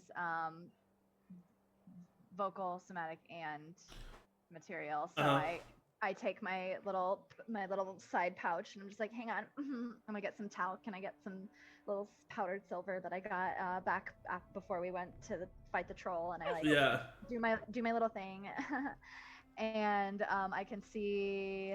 For up to an hour, I can see invisible creatures and objects as if they were visible, and I can see into the ethereal plane. Ethereal creatures and objects appear ghostly and translucent. Yes. You do not immediately see any creatures or any individuals that are invisible. However, about 20 feet away from you, towards the farmstead, from this distance, what looks like just like slightly glowing, like a line down the road. Oh, it's glowing? Mm-hmm. Like as if, because of your, like you can see, like. Yeah. Yeah. Okay, everybody, follow me. You go down, you see what as you get closer, you see what this line is. It is a bunch of runes that are written across this road that are invisible to the naked eye. No, across the road. Can I tell what they say? You cannot tell what they say. Dang. But what would I need to speak to be able to tell what they say? it is not a language, but it is a certain type of magic that you are. Actually, go ahead and make an Arcana check for me. Yes, I do have proficiency. Thank you for asking. Oh. If I have proficiency, does that mean I get to roll at advantage? It does not. Or okay, that's expertise. Yes. Or is there something? No, expertise just means you get twice your proficiency.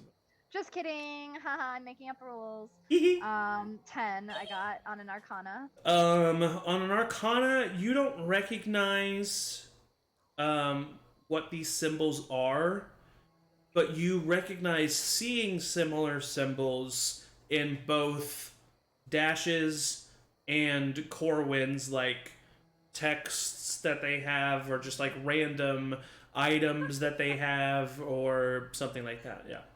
Okay, Dash, come over here, please. Thank you. Yeah. Hi. Hi. Get over there. Here, right here, in front of us, is a... Are you laughing because I'm doing a Yes, this is ridiculous. Yes, It's right here. And because he's not gonna be able to see it. There is a line of things that look like your little drawings or whatever. Alright, so this is what we're gonna do. Sorry, I lean in real close to Wendy and I go, my little have you been looking at my journal? No. Yes, Alright, so this is what we'll do. So Angie. Yes. Roll another Arcana check for me. Can I give any sort of No, hold on. I was okay. This is gonna be how well she can tell you what these look like. Yes, like. Oh, okay. That's maybe more fun because Yeah. I was gonna say I could just do a performance check to draw them. I mean, it's. I'll allow either way. I'll allow either way. You can either use your arcanic knowledge to kind of like describe what's going on, or you can attempt a performance check to draw them. I'm gonna do a performance check to draw them. Okay, yeah. I have a huge bonus on that. Okay, yeah. I do call Corbin over and go, we might need you on this. Yeah, alright. I did get a natural 20 plus 7. Oh! I will say, as if you just put the parchment down and shaded them, you make a perfect recreation of what these symbols. So much so, to the point with a natural 20 that Corwin and Dash don't even need to make a roll. These are demonic runes. Magic specifically manifested by and used by demonic entities and or people utilizing that type of arcanic energy. And this specific runes, you only know about, like, Corwin doesn't even know this. Dash, you only know about this just because you, in your training as a paladin, I'm sure, like, you know, being more cerebral, you took, like, whereas everyone else hated the, like, mandatory book reading classes, you actually like those. Yeah, exactly. You actually like those classes. These runes would often be seen on like the gates to the Brass City or like outer defenses of demonic cities as honestly basic warning glyphs. If an entity were to pass over these glyphs, the creator of this spell would be notified of that. Well, now there's your problem. God damn it. Would I know offhand how to, like, put a break in one of them? You could, you know of various ways. Dispel magic spell. Also, however, and it's just because you don't see it, like, but you would simply know that the line does not go for eternity. It is just across the road. So if you simply went off the road to step in front of past this line, the glyphs would not be be activated. Can you, Wendy? We'll need your help a little bit just so we can get around it. But we need to go around because we need to go there because that is clearly the fact that nobody's been out here, but we have tracks that Kiki found, and that we've got this going across the road. I'm guessing this is on each of the roads. is my guess that that's how these creatures are being tracked. And that would make a lot of sense. Yeah. So we're going around. Can I real quick? Just what's Corwin's vibe right now? Dude, you are so suspicious of Corwin. Their names are almost identical. That's true. Corwin seems to be a little on edge now that this is confirmed demonic. Oh, he's a demon, I bet. Or he's scared of demons, which is really normal. I'm not scared of demons, so... The similarity in I've been with names several. blows my fucking mind. Anyway, so I like try and facilitate that with the help of others and just like... Yes, I love this journey for us. Let's go. Hold on just a second. Sending me the spelling of the names so I know they're not similar. Wait, are we walking? Did I misinterpret? No, you're walking. Brody's gonna start walking down the road as Brody. he assumes he should do, because he's like, you told me we need to go there. He's gonna just start walking. Brody, we're gonna take our own road. Yeah, Corwin just like doesn't even like talk to Brody. Like Corwin just like wraps his arm around yours and just like dozy you off to the side and like, hey, we're just walking this way, and he just kind of guides you. Yeah, man. All right, man. No problem. And you walk around the glyphs. You continue to walk towards the farmstead. As you get closer to the farmstead, he says, with an inflection up in his voice, I'm waiting. Oh, there it is. Look at it. It's so cute. Wow. Oh you my God, see, it's totally precious. you're heading down from the bottom. To the right, you see a far, long, dead wheat field. Ooh, yeah. And to the left, you see a long barn and or stables, and to the right, you see the actual, what would be the farmstead. Can I cast... I'm going to do Divine Sense now that we're there. I'm assuming you're going to get within 60 feet of the buildings. Absolutely. Okay. Go ahead. Yeah, I just... Oh, wait, yeah, it does. And what is the thing again? As an action, you can detect good and evil until the end of your next turn. You can sense anything affected by the Hallow spell or know the location of any celestial fiend undead within 60 feet that is not behind total cover. Yes. I'm looking up the Hallow spell real quick. Yes, yeah. You do notice, you don't see anything that is, or sense anything that is fiendish, or undead, or anything like that, but you do sense an area affected by the Hallow spell. However, it is especially because Hallow specifically, you would know the alignment of the spell. This is not a good aligned Hallow spell. This is a evil aligned Hallow spell coming from the barn. Okay, do you see anything else, Wendy? Anything invisible around? How long does your see invisibility spell last? My see invisibility spell is an hour. Okay, so yes, you definitely still have it up. I do. You look around. You see nothing really of note, except the door to the barn has a series of glyphs around the frame of the door that are pretty much the exact same as the ones you saw on the road. Some of your little doodles are over by that door. They're not my doodle. Okay. You hear a blood-curdling scream come from the barn. Oh, yikes. No. Let's go. Yeah. Brody goes. As you start running towards this barn, you see that the barn immediately bursts into flames from within. Whoa. There's this explosion of flame and energy as it just wraps around the barn, and the barn doors explode open and push forward.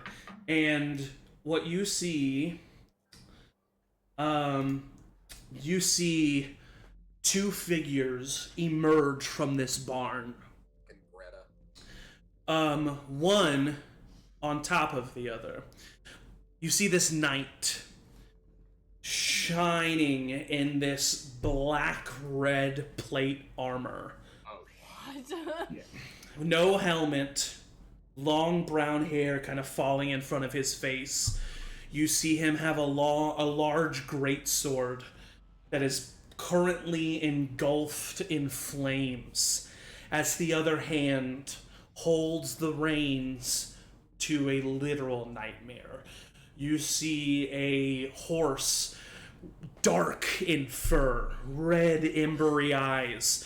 The mane on top of his head is pure flame as it flows, the tail from his back, pure flame as it swishes back and forward. You definitely have read about this creature. It is actually called a nightmare dash. I need everyone to roll initiative. Oh, we're fighting. If this is what I think it is, outside of the game, then we're fucked? I'm I ready love to that die. it's called a nightmare. Mm-hmm. Like a. I've put them on the map where they are. I'm gonna go ahead and put Dash. Dash would have been you all would have. Well, yeah, you all would have started running up. Sorry, Dash. You put yourself where Brody. No one get any closer than Brody, where Brody just was. Yeah, go back to that. Right here. Because I was like, let's go. Yeah. But that's about as far as you got. So now I'm gonna roll initiative for my people. Corwin. Oh, we have to be Jesus. behind? Behind Brody. Yeah. Okay. No one's further than Brody. No one's further than Brody. No one's further than Probably Brody. right up there. I got a big gate. Okay, so. Oh wait, I need to. I'm right behind Brody. Of course. Yes, I love to be behind Brody. Bad booty though. I have to flirt right now while I can because my wife's a piece of shit right now in the other campaign. That's true. Okay, Brody, what'd you get? Right on 9. Ooh, yikes. Rough one. Okay, what did you get, Wendy? 21. Ooh. Ooh. Kiki? 15. 15. Yes, Kiki. Dash? 14. 14. All right, I think that's everybody. So at the top of the turn order, as you see these creatures, this man and this, and you hear Hilda kind of gasp as this man walks out of the barn, and you just hear her in her gasp say, "Quinn." I'm sure look back and go, yeah, guys, we were all on that same. Brody's like, oh my god. The NPCs start running to the wheat field for cover. So Notoriously flammable. so the top of the turn order, Wendy, what do you do? Okay, just a real quick question. Is Quinn hot? Especially in his smoldery gothness right now, yes. Ooh, Glad someone asked. Okay. So I'm going to dash a little bit over here. Well, I'm just using my movement. I'm not like dashing actually. But I'm just gonna go a little bit over here, and I'm gonna be like, "Oh, okay, hey, Fireboy, all right." Fireboy. And I am gonna be like, "Hey, I'm really sorry. Just like real quick, I'm just gonna like, and I'm gonna cast Shatter." Okay. So they need to make a con save. Con save. And I want to do it specifically like towards the horse. It's a 10-foot radius, but like the center, I want to be like where the horse is. Totally. Okay, so the man, or Quinn, I guess, as I should call him. Quinn gets a 15. That saves, or that succeeds, but I still get half damage. Okay, the horse fails. So Or the horse nightmare. fails? The nightmare, Okay. I should say. So Bye. oh, I should have gotten more than just one set of dice. Okay. D8. This is a D8. This is a D8. Do you want me? I do the same amount of damage, right? It's just half for. Correct. And half for. Okay. Correct. Ladle. Ladle. Oh yikes! They all went everywhere. 7, 8, 9, 10, 11, 12, 13, 14, 15 points of damage. So half to 7 for. Boy. What's his hail? What's his hell? So. Okay. Nicely done. And then I'm going to use my bonus action to look back to Kiki, who looks like she's on like my left shoulder, and I'm just gonna be like, he's hot, right? Isn't he hot? And I'll cast Bardic Inspiration as I'm like, yeah. So you can roll a 1d6 in addition to an ability check, attack roll, or saving throw. Thanks, girl. You got it, girl. Looking out for you. Bless still in effect from Corwin way back when? No, it is not. Yes. That's what I thought. Actually, yes, because he loves us.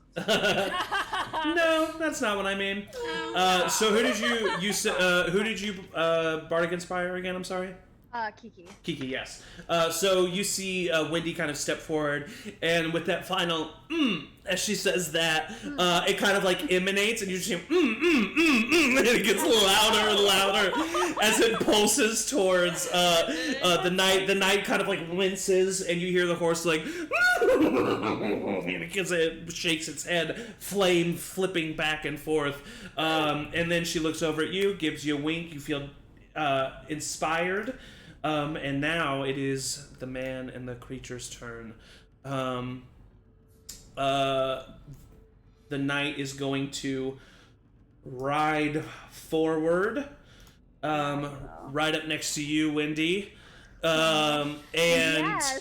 the Kill me at it. actually, he's going to go. Wow, that was too much. They're on top of each other right now. So you can't. That was amazing. So the horse rears back and slams its hooves towards you, and is going to get a 19 to hit.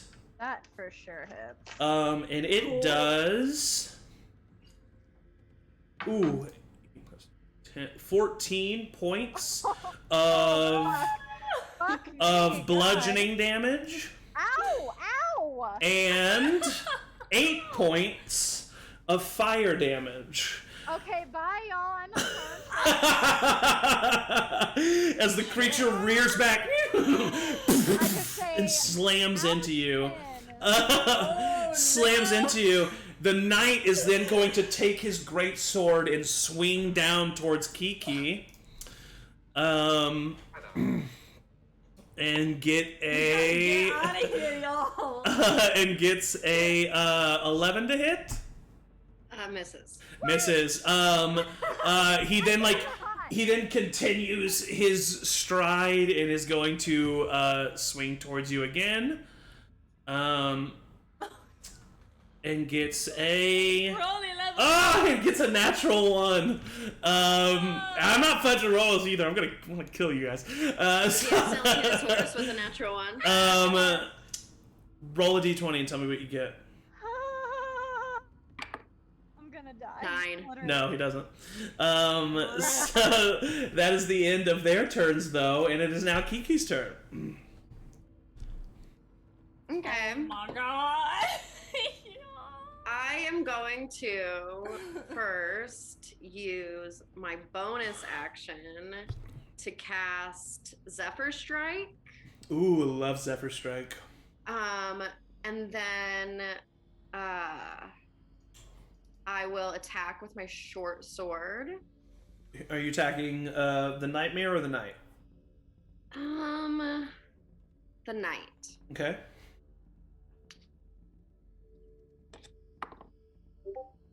22 to hit. 22 definitely hits. That's gonna be 6 points of damage. Okay. And then, since I already used my bonus action, I'm gonna use my movement to move back, let's say 20 feet, since with Zephyr Strike I can't get an opportunity attack against me. Yes. You kind of see Kiki take out her short sword, and her energy kind of like fades as if she's going so fast that you kind of like see double almost for a moment as she then doubles back. Did you want to use your bonus action to get a second attack or no? Zephyr Strike. Oh yeah, that's right. So you move back. Okay, that's the end of your turn. We got Dash. Brody, you're on deck. So I'm going to actually, if I can, dash directly at the flaming barn. I can get right there. And I'm going to see where that blood-curdling scream came from. Maybe Greta? It's first of all, I mean, it's on fire. This building is on fire. But you turn it, and I won't make it cost an action. You turn and you look. You see that there has been a ritual circle set up, and you see that Greta is on the ground of this barn, currently bleeding from a slit throat. Yeah, I'm gonna get in there if I can. Okay. And I'm going to... She's not dead, is she? Good question. Got a slit throat. I don't know. She's not dead yet. If I she's guess bleeding actively from the throat. Yeah. I'm going to roll... Because my action... I'm going to roll 4 death saving throws. And we're going to see what the results are. Hopefully you get to 4. Because somebody is going to use Cure Wounds. Spoiler. And that's me. I have not seen the Spoilers! second season. The first one is a 10. That is a success. Cool. Second one is a 4. Oh, Failure. I am gonna throw up. Third one is a 5. 5. No! The fourth one is a 7. She did. She's dead. She did. Oh. I teleport out of there and give up. Teleport. No. Yeah, I'm gonna... But you've only used your movement. Yeah. Let me check one spell real quick, because I intended to save Greta's life. Yeah. But I guess not. I also have nothing that can spare the dying or anything, which sucks. Corwin does, yeah. but...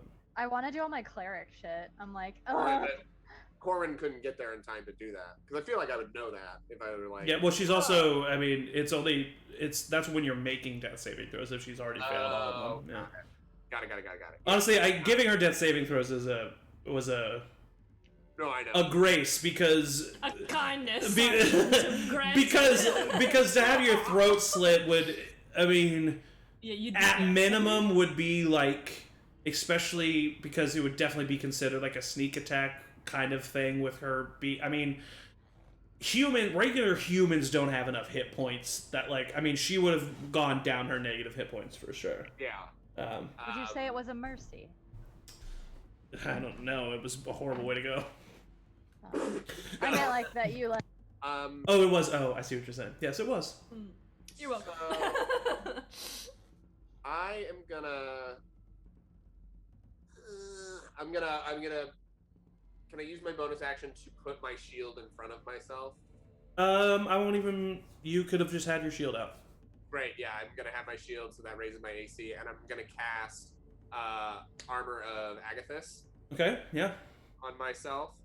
So you kind of see Dash like grab his holy symbol, and as he does, and you've seen this before in battles, his armor starts like frost starts to grow from plates of his armor and begin to cover himself a little bit more, giving him higher AC.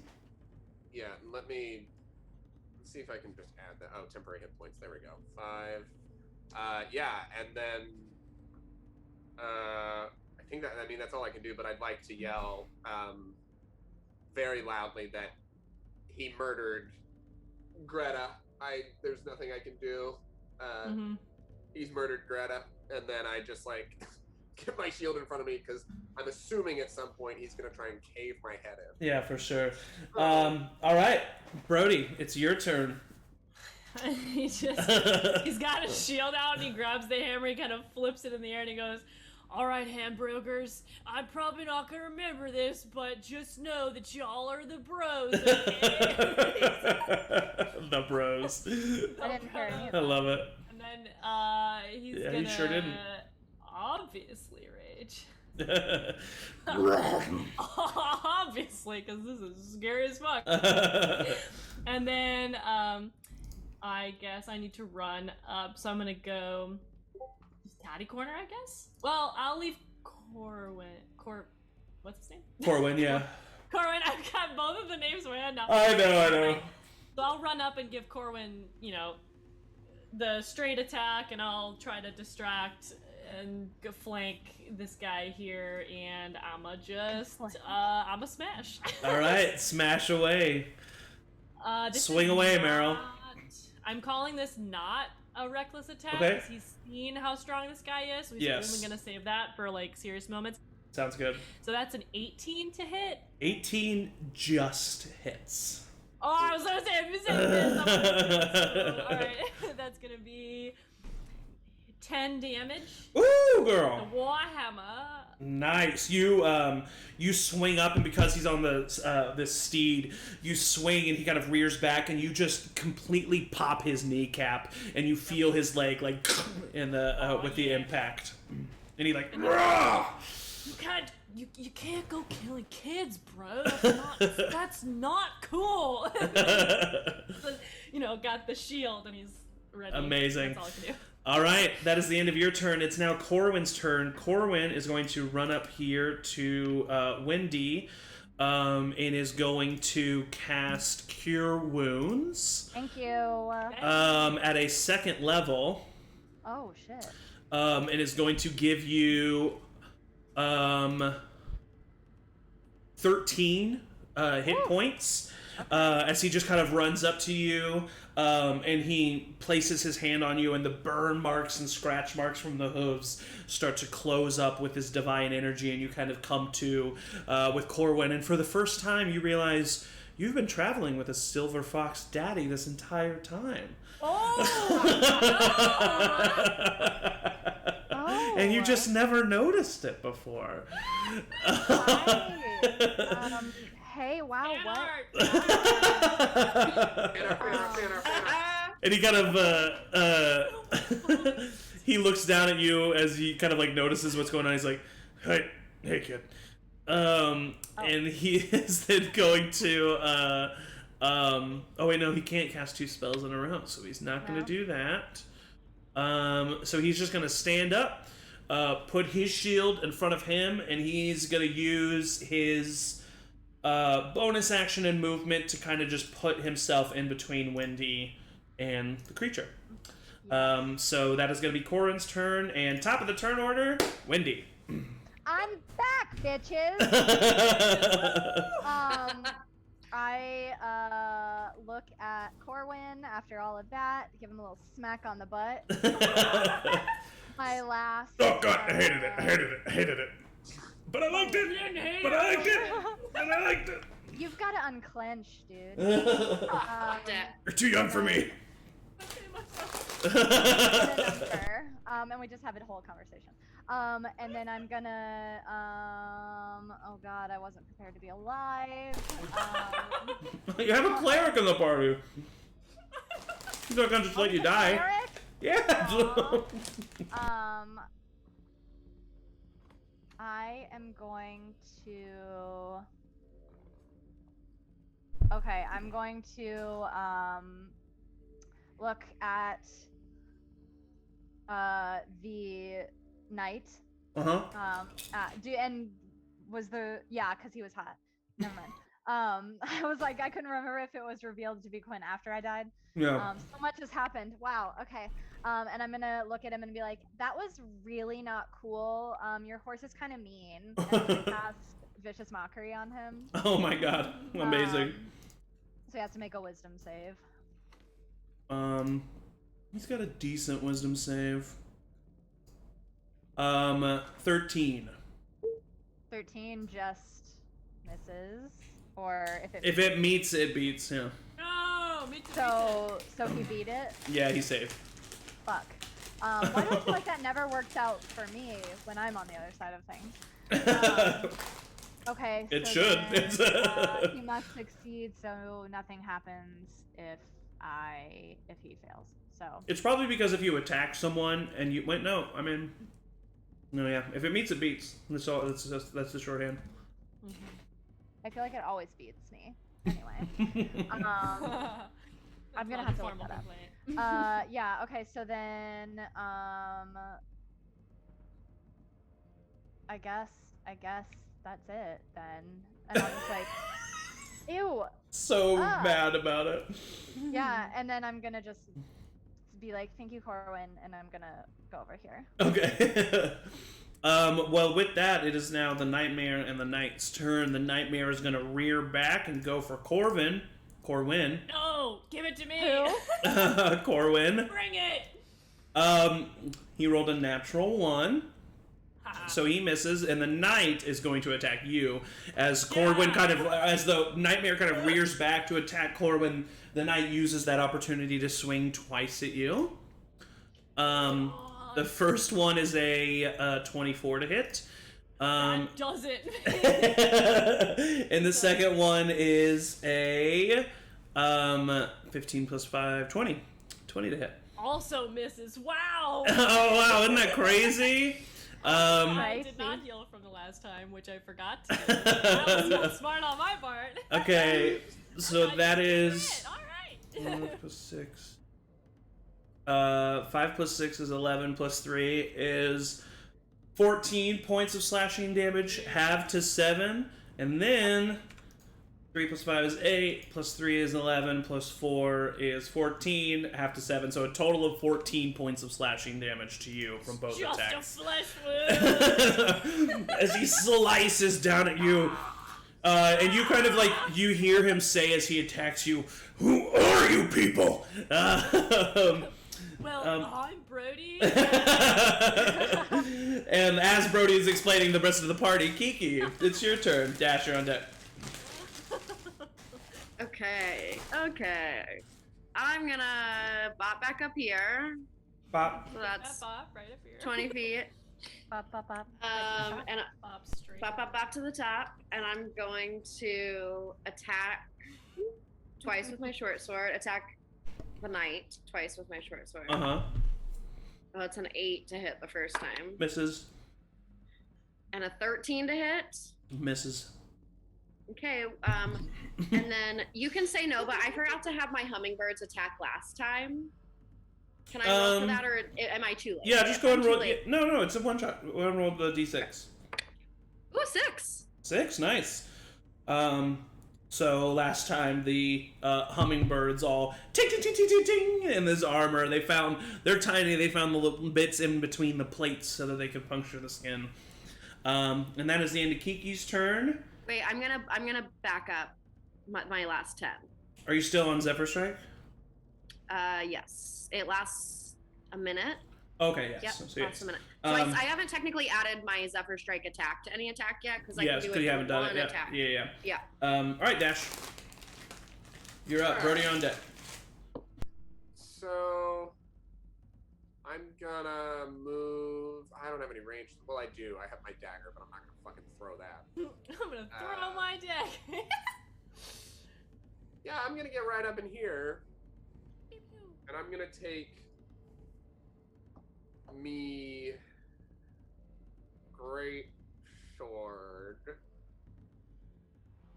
Great sword. Yeah, I'm gonna take my great sword and just give him the old 1-2. I'm gonna murder you. Strike. All right. The Knight or the Nightmare? The Knight. Okay. and maybe like cleave through both of them at the same time. No. Yeah, I'm gonna aim at the. If it's a natural 20, we'll talk. Love it. Come to me. I wasn't a natural 20, but it was good. That is a 23. That hits. Roll for damage. All right. And you know what's gonna happen once I do that. Divine Smite. Yeah, you know it. But you don't add the fiend damage. He is not a fiend. He's not a fiend. He's a human. Then I'm not gonna do that, and I don't know why you would say that I would do that. That's very rude. Yeah, so that's gonna be. Yeah, that's gonna be 11 points of slashing damage. Nice. Yeah. Yeah. It's gonna fucking like. You slash into him. You cause a deep gash into his thigh, cutting deep into the muscle. Your sword hits the bone. He screams, grunts in pain as you rip it out. Is that the end of your turn? Yeah, and I'm gonna go. I'm gonna yell right at him, and I'm gonna say, "Why are you doing this?" Okay. Just in case that, like, for sure. It goes, I'm actually possessed. Definitely admit. We'll see. We'll see on his turn if he says something. That's a first. Yeah, I'm possessed. Brody, it's your turn. All right. Yeah, we're gonna Brody smash again. He's gonna be like, "Barbecue, I'm done with this bullshit, okay?" Barbecue. he's gonna attack because he's hurting a little. Ooh, okay, that's gonna be a 23. That hits for sure. Okie dokie. That's 12 whole Warhammer damage. You are like pissed off at this knight. You kind of like you crouch for a second and you jump in the air and you swing the warhammer around and you slam him right in the chest. You hear this crunch of armor concaving into his chest as he then flies off the nightmare and hits the ground, skids a little bit unconscious. What? You!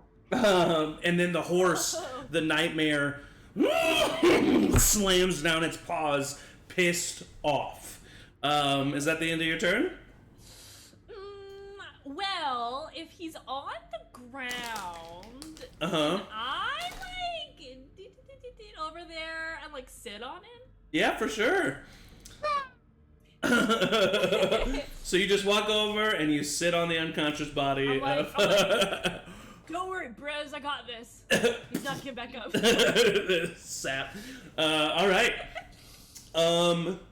It is now Corwin's turn. Who's going to look over at you, Brody, and say, "Great job, kid." And then he's going to cast Spiritual Weapon. And this big great sword, or long sword, I should say, kind of emanates in front of him, just appears out of midair in this divine energy as it glows, and then without him having to hold it, swings in the air towards the nightmare, and gets a 16, which hits, and then does only 6 points of damage to the creature. Right? Is that correct? Yes. Okay. And then he's going to use his attack action to swing his warhammer at the creature. He does, yes. And he gets a dirty 20, which hits and does max damage, 12 points of damage. As this creature is now... Oh, and he would have had advantage on this attack, but it doesn't matter. As this creature is now hurting. It's surrounded and it's taken a bunch of damage from all y'all. That is the end of Corwin's turn. Wendy, you're up. Having just seen Corwin put some mass damage on there, she's a little flustered. Doesn't know what's happening, doesn't know why. Why is it happening right now? Amazing. And is going to, because I'm over by Kiki, and be like, oh, this is so funny. Oh my god, I totally forgot I had this, and like summons like a crossbow and is like, oh my god, so funny. And then points it at the nightmare and just shoots a crossbow. Excellent. Roll to hit. Yikes. It doesn't. What did you roll? A 6. Yeah, that doesn't hit. I'm sorry. Oops. But I do have 2 weapon fighting. Can I do another one? It's a one shot. Yes. Oh, that's better. 19. 19 hits. Be like, oops, oh shit, I forgot how to use it. The first attack, you didn't load it, and so it just just nothing comes out. Okay. And that's max damage plus 2 at 10. Ooh, 10 points of damage. To the eyeball of this creature. It slams into its eye, and the creature rears back, and it now only has one good eye that it swings around and looks at all of you as the arrow starts to catch on fire simply from being inside of this creature. Is that the end of your turn, Wendy? Yes, that was it is now the Nightmare's turn, who is going to attack... Corwin just did a good chunk of damage to him, so he's going to attack Corwin. And gets a...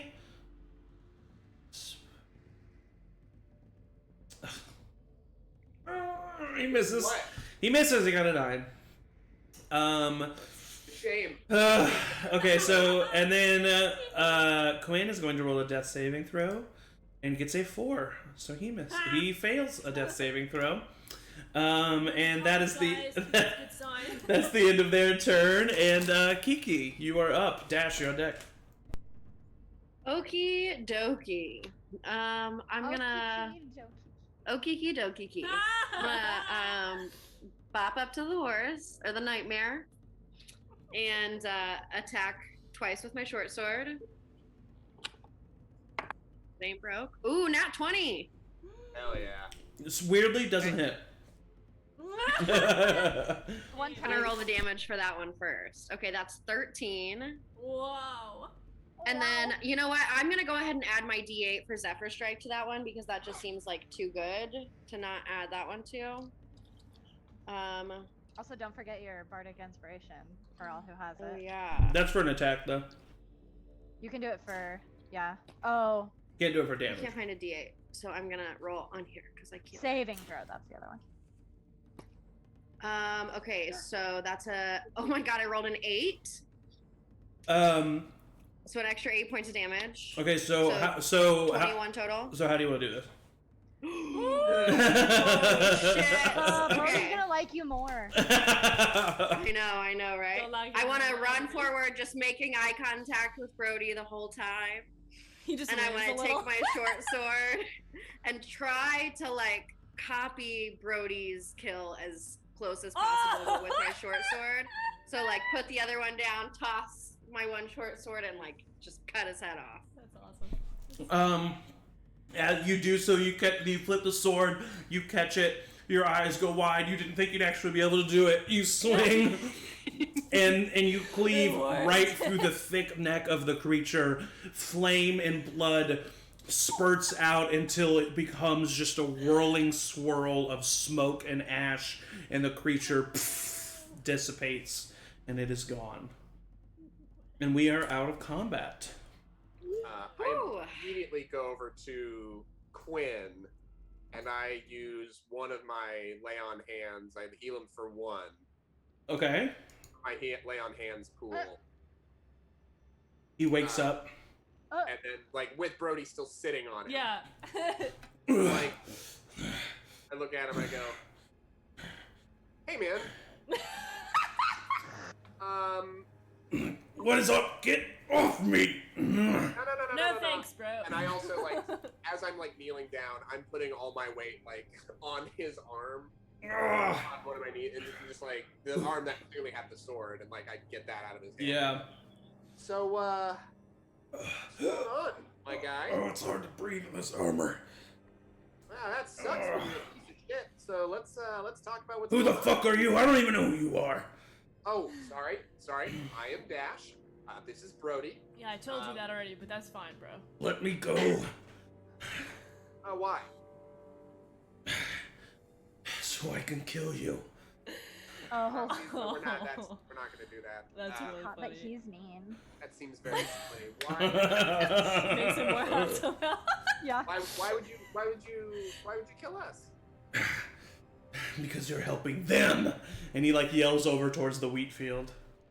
So, I forgot they were in the wheat field. It's just a bunch of dead wheat, bro. I don't think you've got anything to worry about. Yeah. Why are you mad at that? I was defeated by an idiot. In fairness, it was a pretty badass strike. Bro. Macaroni and cheese. You don't need to Oh my god. Every time. You do not need to call names, alright? Alright. So, like, what's going on? Why are you eventually trying to murder everyone in this town? Because they just let my father be executed for something he didn't do. Alright, you know what? Fair. That is fair. But the kids didn't do it. Yeah. Brody, I need you to roll a athletics check for me. Oh god. Easy. Not one. This is a... Well, I do... Hold on. I just need to check and see. I think I get advantage on strength checks. Mm-hmm. Would that count towards that? Yeah, I know sure. it's not technically a strength check. Okay. No. Athletics. That's a dirty 20. Yeah, he tries to struggle against you, and you're keeping him down. Hey, let's breathe it out. You lost, man. You lost. Yeah. So we're gonna have Just a conversation. breathe, bro. Everything's fine. Listen, either kill me or not, but I'm dead anyways. Okay, we'll get there. We'll talk about it. Why don't you tell us everything that's happened from your perspective, and then we'll go from there. Hey guys, why don't you come out of the field? They kind of like stick their heads out, look around, start making their way over. So go ahead, Quinn. Just tell us what's going on. So we all were. He spits at you. I do one of these, and I just like adjust my knee so it like pushes into the dirt a little bit more. With my like plate, and I'm just like, no, sorry. Oh, sorry, I react poorly when people spit in my face. Come on, man, you lost. Spitting's not gonna do anything. You said it yourself. You're probably gonna die. Let's hear your story. Let's get your voice and let's get your perspective out there so that we know the truth. I would love to hear it. He doesn't say anything. Can I see if he's got all 10 fingers? You look down and you see on his left hand that his ring finger is missing. I point at the hand. I'm like, missing a finger, just like you said, bro. He really is alive. You've Definitely been alive, him. Quinn. You've been alive this whole time. What have you been doing? And hearing Hilga and Roof talk to them, and he kind of speaks up, and he's like, "You sat back and you did nothing. You did nothing while my dad was murdered. You all deserve to die." So what about the two boys that ran for help, and you let your magic kind of go after them? Yeah. Oh. Well, that's fucked. I chop his head off. You see as your blade is coming down towards his throat, in his eyes, you see just the slightest tinge of gratefulness as your blade connects with the throat and his head is removed from the rest of his body. Yeah, Oh, I grab great. that head and in a fit of rage, drop kick it and punt it. Jesus Christ, kid. Oh, bro! Ew. That's a lot. You're usually pretty calm. Oh my god. Yeah, no, I mean, like, I've seen a lot of that. I'm cleaning the sword again. Yeah. Like, yeah, no, it just, I don't like child murderers, man. Yeah, I mean, they were like in their 20s, but yeah, for sure. Yeah. Oh shit! Really? Yeah, I mean, they I were. thought they were like, oh, whatever. I've done. 1 year shy of 20.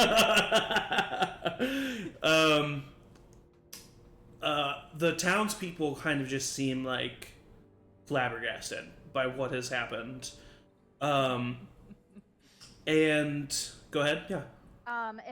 While this is all happening, or like after I kind of see the resolve of this, can I backtrack a little bit to see if those runes are still like near where we came? Yeah, within an hour. Well, you even just look at the barn doors because those were the nearest ones.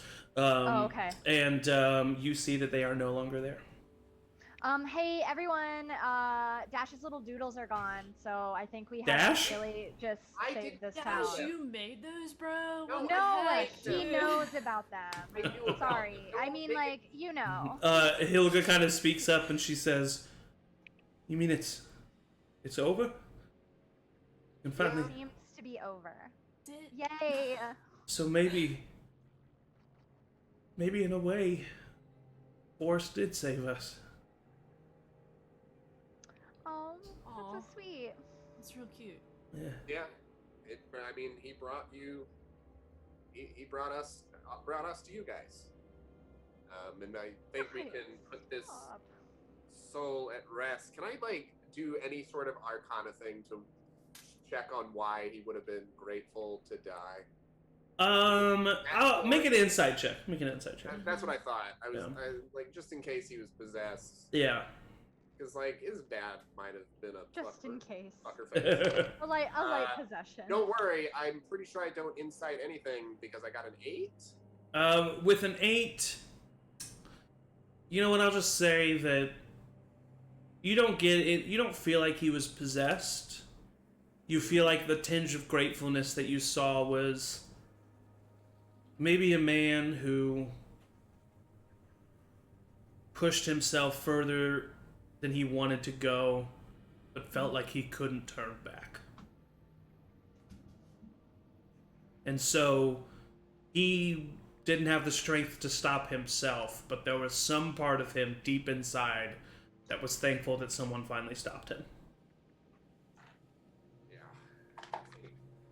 Yes, dudes, I don't know if y'all feel this way, but we are beaten. I think this is over. I think we bury this guy and... We, oh, never mind. No, please. Talking. I No, don't wanna- I was wrong. I was going I to don't say wanna something that was steamroll. incorrect. I don't want to Nope, never mind. steamroll. Let's hear if it's Tell me incorrect, later, we'll tell okay, you. girl? It's okay. Okay, I'll tell you later. Yeah. Corwin walks over to Wendy and he says, "How you feeling? Are you alright?"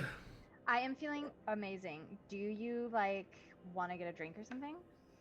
I could use a drink, yeah. I think a drink would be Yeah. nice. And Ruth kind of shakes her head and she says, "We can't thank you enough for helping this town.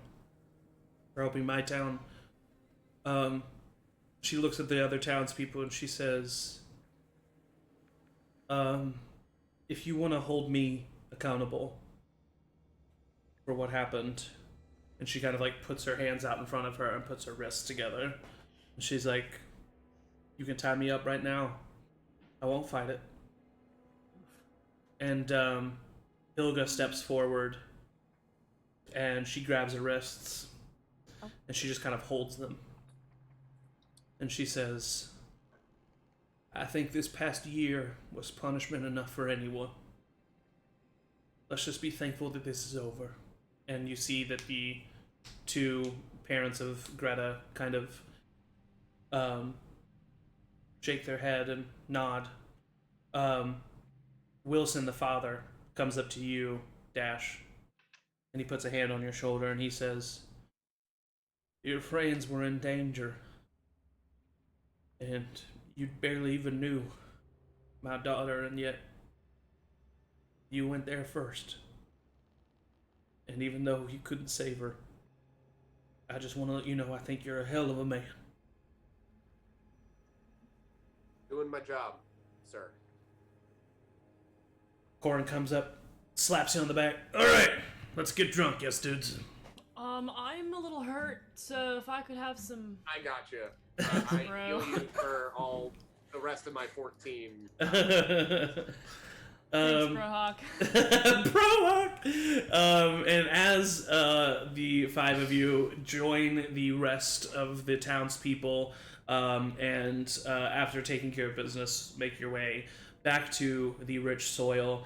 The next day, the sun rises on the town for the first time in a year, and a wagon of a merchant caravan comes in, curious as to why they haven't heard from the people of Auburg in a while. And that is where we will end for tonight's session. So, thank you all, and thank you all for watching. Much appreciated. Special round of applause for our guest, Kelsey. Thank you so much, Kelsey. Of course, you fit right in. Hopefully, we can have you back to guest in the future. So, to wrap up, just a reminder that tomorrow JMO is going to be DMing a few of us in one of the Candlekeep mysteries. So stay tuned for that. That's going to be very exciting. And we will be back next Sunday, a week from today, for the continuation of the Tayaroth campaign. Thank you all for watching. Thank you to my players, the best players the DM can ask for. And as always, everybody say bye. Bye.